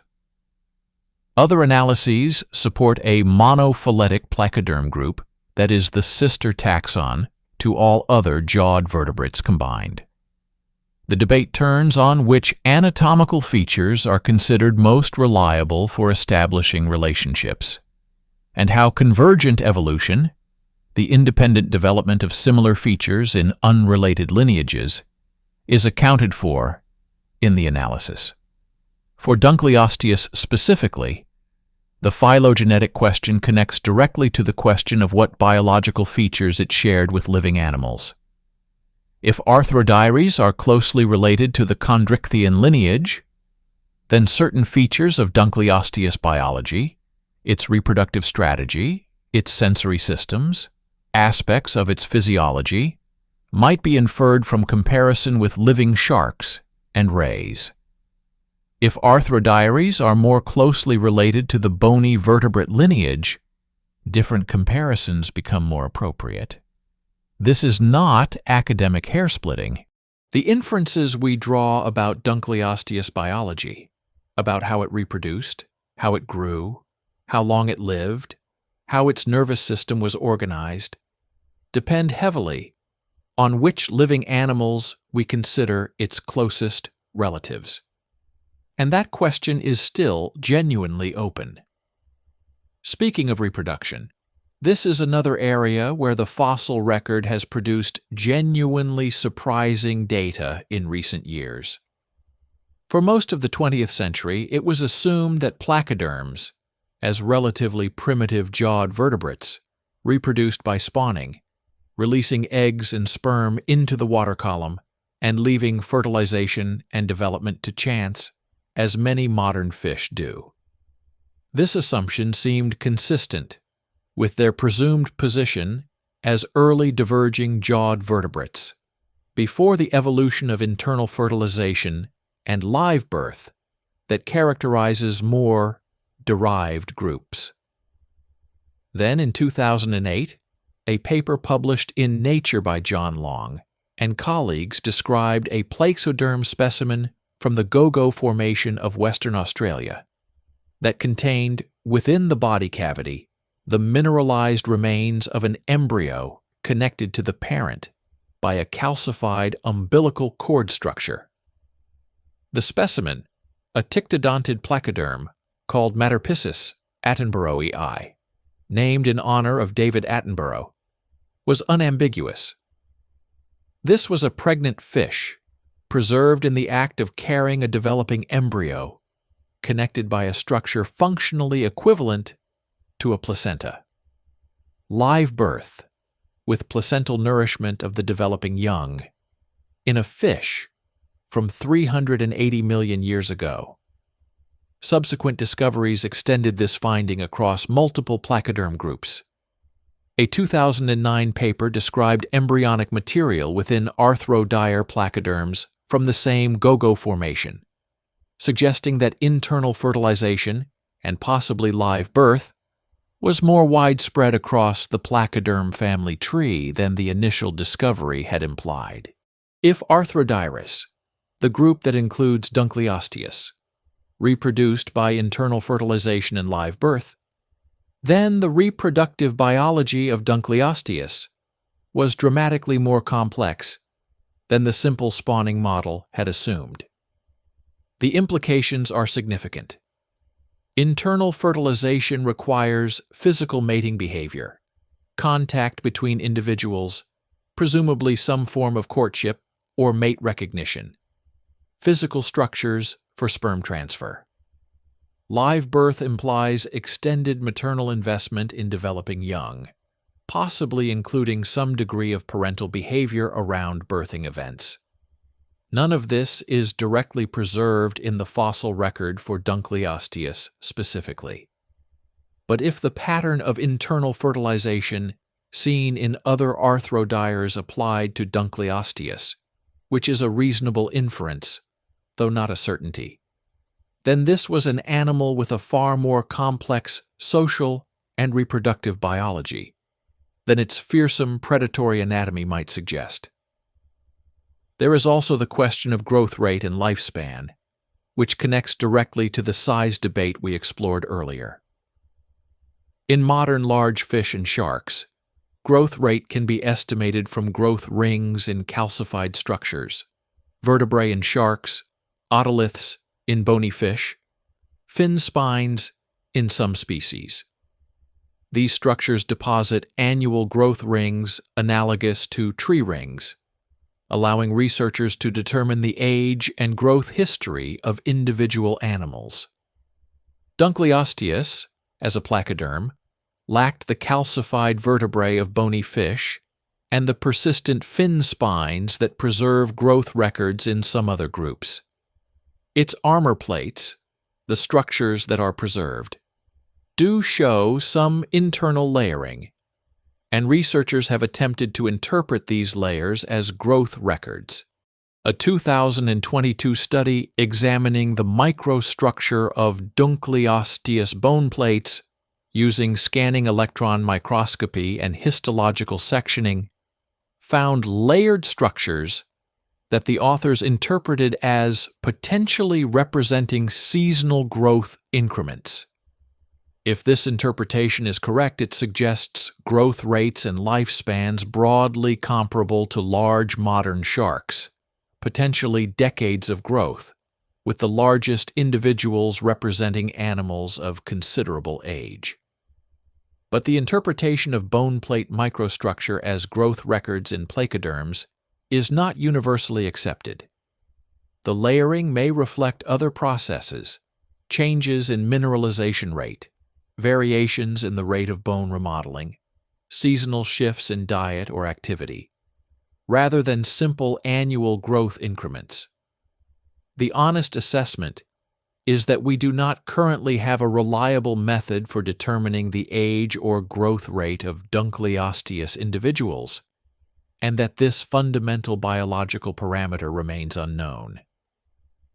Then there is the question that has generated perhaps the most scientific controversy in recent Dunkleosteus research. The question of what, precisely, the complete animal looked like. We addressed the size debate in an earlier chapter. But the body shape question is distinct from the size question, and in some ways even more difficult to resolve. The shark-like reconstruction that dominated museum displays for most of the 20th century has been substantially revised. The current consensus favors a shorter, deeper-bodied animal, more compact, more muscular in the trunk region, with a relatively short tail section compared to the elongated, streamlined tail of a shark. But the details of this revised body plan are themselves debated, and different research groups working from different comparative datasets arrive at somewhat different reconstructions. A particularly contentious issue is the tail. The tail of a fish is its primary propulsive organ, and its shape tells you a great deal about swimming style. A deeply forked, symmetrical tail indicates a sustained swimmer capable of high-speed cruising, the tail of a tuna or a mackerel shark. A more heterocircle tail, with an enlarged upper lobe, provides lift as well as thrust and is found in animals that spend time near the bottom or that need to control their depth as well as their speed.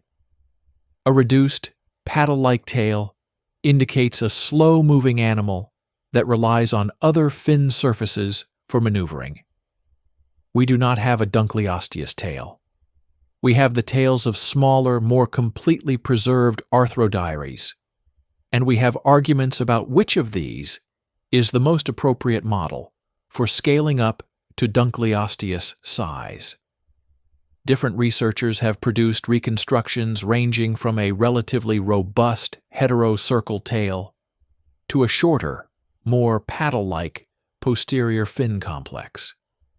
Each reconstruction implies a different swimming performance, a different ecological role, a different predatory strategy. The most recent detailed reconstruction, published by Engelmann in 2023, as part of the same study that revised the size estimates downward, proposed a body shape with some features genuinely unexpected in a large marine predator. A relatively short, deep body with a broad, paddle-like tail region, suggesting an animal more adapted to slow-speed maneuvering and explosive short-range acceleration than to sustained pursuit. Engelmann compared this body plan not to any modern shark, but to the ocean sunfish, mola mola, a large, deep-bodied, relatively slow-moving open-water fish that uses its unusual body shape for a specific ecological strategy very different from conventional large fish predators. The ocean sunfish comparison generated considerable debate. Critics argued that the comparison was inappropriate given the enormous ecological and phylogenetic distance between mola and any arthrodire. Supporters argued that it correctly identified the key biomechanical constraints implied by the preserved thoracic dimensions. The debate continues in the literature, unresolved, with new data awaited from additional well-preserved arthrodire material that might provide better constraints on the posterior body shape. What all of this ongoing research tells us is something important about the nature of scientific knowledge itself. Dunkleosteus has been known to science for over 150 years. It is one of the most famous extinct animals in paleontology. Its skull has been reproduced in museums on every continent. It has appeared in documentaries, in video games, in popular science books, in school curricula worldwide. And yet the most basic questions about it — how big was it? What shape was its body? How fast could it swim? How did it reproduce? How long did it live? — remain either partially or completely unresolved. This is not a failure. It is a reflection of the genuine difficulty of reconstructing biological reality from fragmentary physical remains across a gulf of nearly 400 million years. Every answer the fossil record provides comes hedged with uncertainty. Every reconstruction is a hypothesis, not a fact. Every size estimate is a best current guess, subject to revision when new material is found or new analytical methods are applied. The paleontologists working on Dunkleosteus today are not failing to answer these questions through lack of effort or expertise. They are doing the best possible science with the evidence available. And as new specimens emerge from the Cleveland Shale, from equivalent deposits in Morocco and Poland and elsewhere, and as new analytical techniques continue to develop, the picture will sharpen. Not to perfect clarity, almost certainly not to the level of detail we have for living animals, but sharper than it is today. There is one final open question about Dunkleosteus that deserves its own space, because it is not a question about anatomy or size or body shape. It is a question about sensory experience, about what it was like, in any meaningful biological sense, to be this animal. We know from the structure of the sensory canals preserved in the skull material that Dunkleosteus had a sophisticated mechanosensory system. We know its eyes were positioned for wide-field detection rather than binocular focus. We know its brain, reconstructed from the endocast, the impression left by neural tissue on the interior of the skull, was relatively small by the standards of living cartilaginous or bony fish, organized along lines consistent with other early jawed vertebrates. It was not a cognitively complex animal by any modern vertebrate standard. It did not have a social life in any meaningful sense we would recognize. It did not have emotional states equivalent to those of a modern mammal or even a modern fish. But it perceived its world. It detected the pressure waves of prey from a distance and oriented toward them. It processed sensory information and generated motor responses that were precisely calibrated. That jaw mechanism, timed to 50 milliseconds, required neural coordination of extraordinary precision. It learned, at least in the basic associative sense, that even relatively simple nervous systems are capable of. It had a subjective experience of moving through water, of detecting prey, of the sensation of those bone blades meeting resistance. That experience, whatever it was, however dim and alien compared to anything we would recognize as consciousness, played out in real time, in a real ocean, 380 million years ago.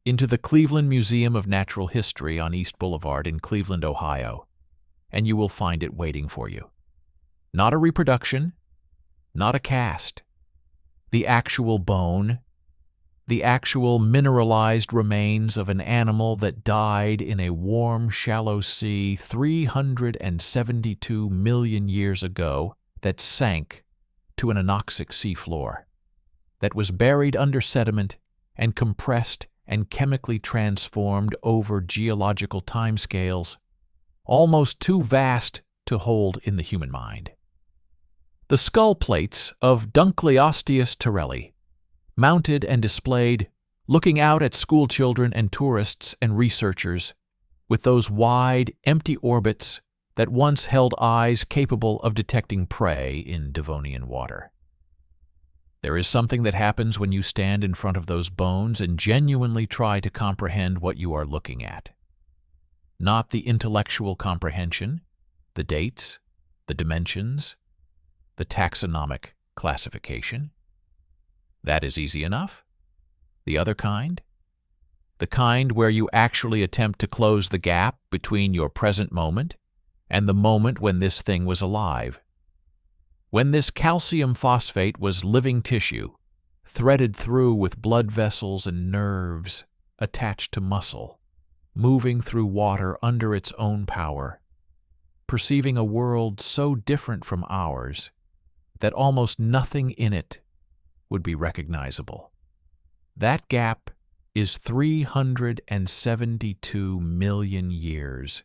To give that number some texture, if you compress the entire history of life on Earth into a single calendar year, with the first simple cells appearing on the 1st of January, Dunkleosteus would appear in late November. The dinosaurs would not show up until mid-December.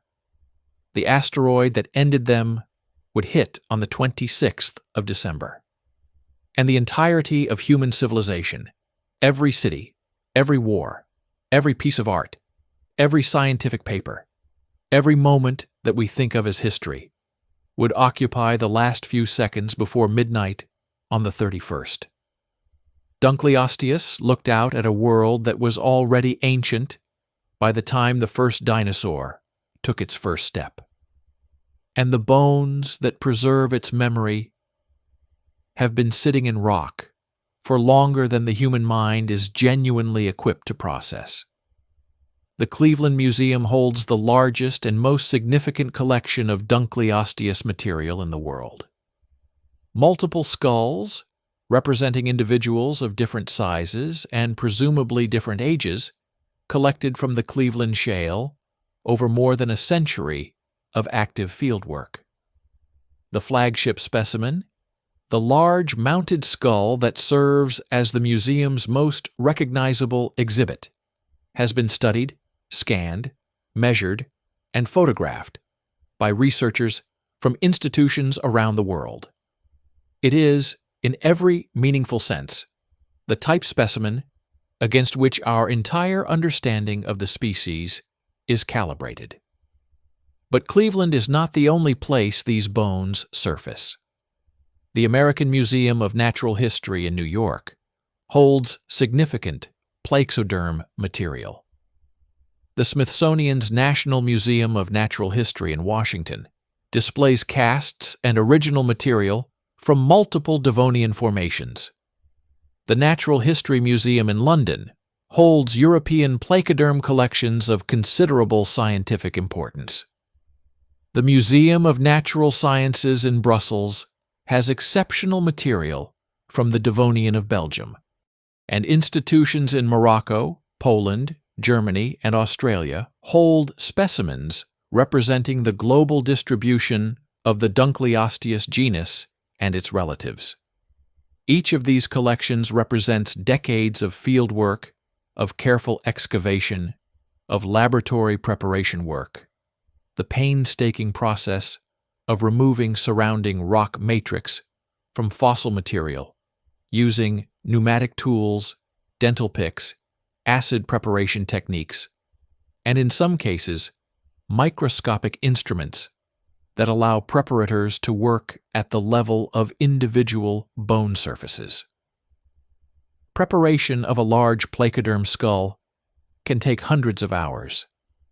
The bone is often fractured, distorted by millions of years of geological pressure, impregnated with minerals that have replaced the original biological material at the molecular level. Extracting clean, scientifically useful surface anatomy from this material requires skills that sit at the intersection of geology, biology, and artistry. The field work itself continues. The Cleveland Shale, despite more than a century and a half of collection, still yields new material. The formation is exposed at various points along river valleys and road cuts in northeastern Ohio, and each erosion season brings new surfaces to light. Most of what emerges is fragmentary, isolated bone plates, disarticulated elements, material too damaged to add much to existing knowledge. But occasionally something significant appears. A new skull, larger than any previously known. A section of thoracic armor in exceptional condition. Material from a juvenile individual that adds to our understanding of ontogenetic development. Beyond Ohio, the search for Dunkleosteus material extends to formations equivalent in age on other continents. The Kenchula region of Algeria has produced arthrodire material. Devonian deposits in Poland have yielded European placoderm specimens of considerable quality. The Anti-Atlas region of Morocco, that extraordinary fossil hunting ground that has transformed our understanding of the Devonian world in recent decades, continues to produce placoderm material, including Dunkleosteus marsaesi specimens that extend our understanding of the genus beyond the Cleveland population. Morocco deserves particular attention. The Devonian formations of the Anti-Atlas, exposed across a vast area of arid landscape in southern Morocco, have been producing extraordinary fossil material since the 1990s, when commercial fossil collecting from the region began appearing in international markets and eventually in scientific collections. The quality of preservation in some Moroccan Devonian material is exceptional. Three-dimensional, largely uncrushed, sometimes retaining fine surface details that compression in the Cleveland Shale has destroyed. For arthrodire research, Moroccan material has provided new perspectives on skull anatomy and diversity that Ohio specimens alone could not have supplied. The process by which fossils move from rock to museum case to scientific publication is itself a story worth understanding, because it is more complex and more fraught than most museum visitors realize. Fossils discovered on public land in the United States are legally required to remain in public collections.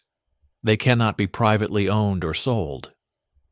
But in many countries, including Morocco, the legal framework governing fossil collection and export is different, and the relationship between commercial fossil trade and academic science is a genuinely complicated ethical terrain. Some of the most scientifically important specimens in private and museum collections worldwide arrived there through commercial channels that academic paleontologists view with varying degrees of discomfort. For Dunkleosteus specifically, this issue has been less acute than for some other famous fossil animals. The placoderm bone plates are not the kind of dramatic, aesthetically striking specimens that command the highest prices in the fossil market, and most significant material has ended up in institutional collections, where it is accessible to researchers.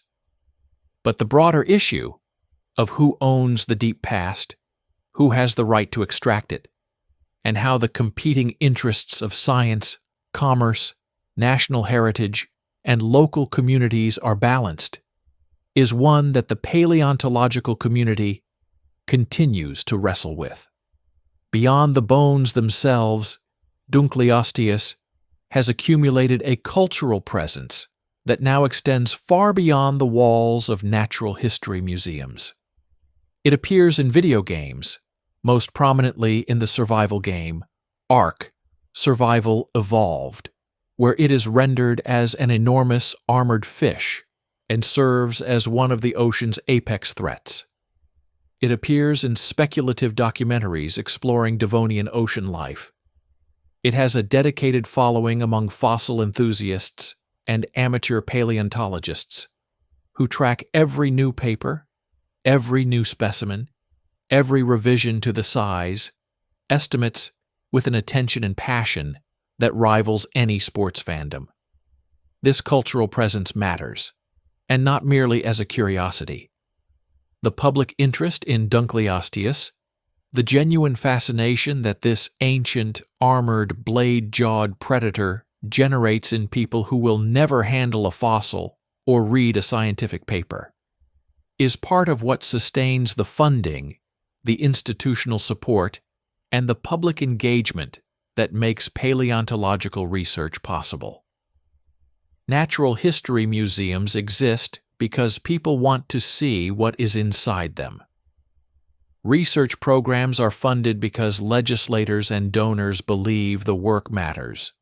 Students choose paleontology as a career because they encountered something, a museum exhibit, a documentary, a book, that made the deep past feel alive and urgent, and worth spending a life investigating.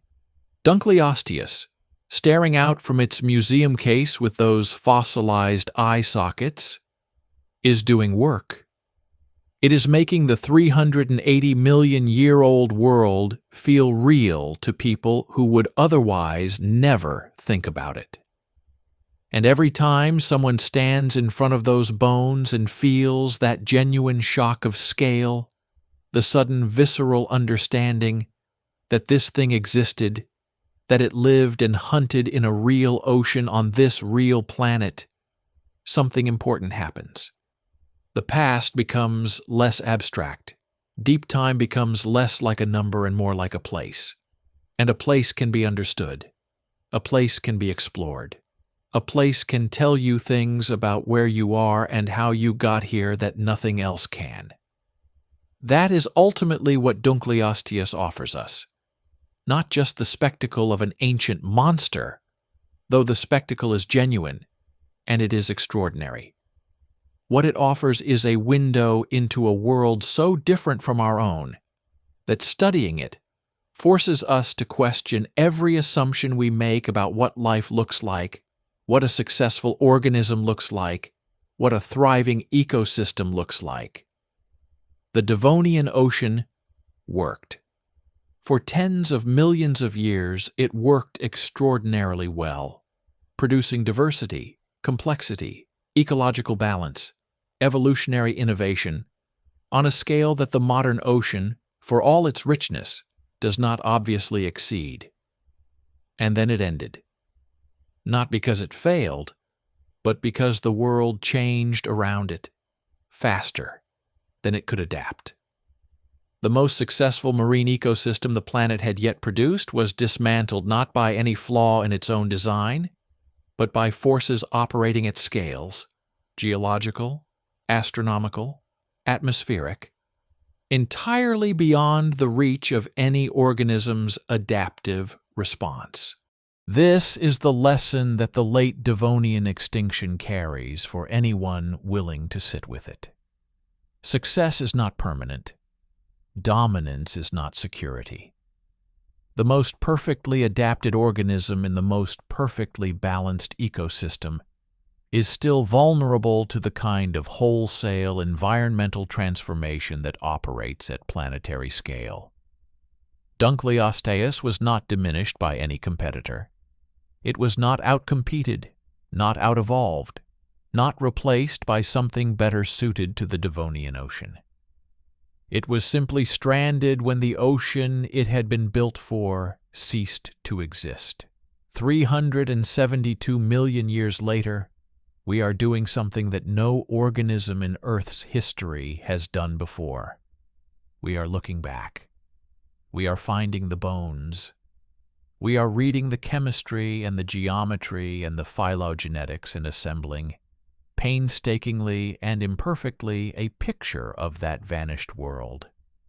We are asking what Dunkleosteus weighed, and how fast it could swim, and whether it gave birth to live young, and how long it lived, and what it felt, in whatever dim biological sense, to move through a Devonian sea. We will not answer all of these questions. Some of them may be permanently beyond reach, the evidence too fragmentary, the gulf of time too vast, the transformations of preservation too thorough. But we will answer some of them.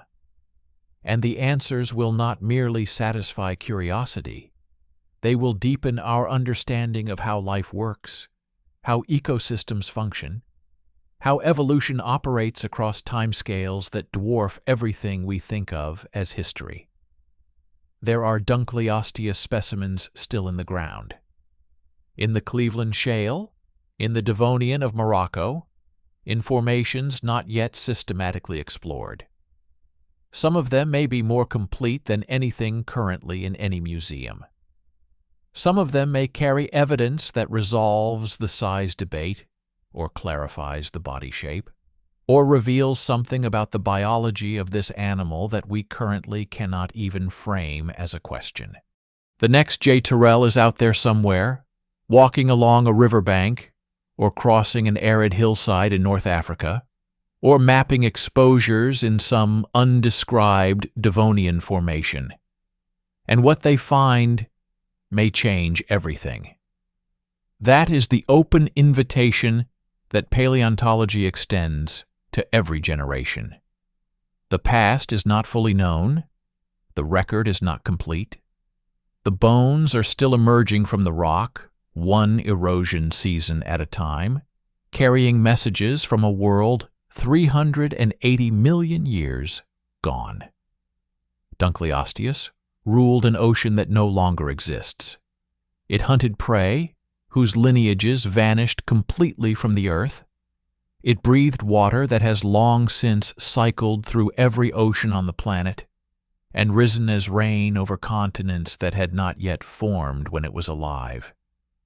Every atom in those fossilized bone plates has been somewhere unimaginable in the time since that animal died.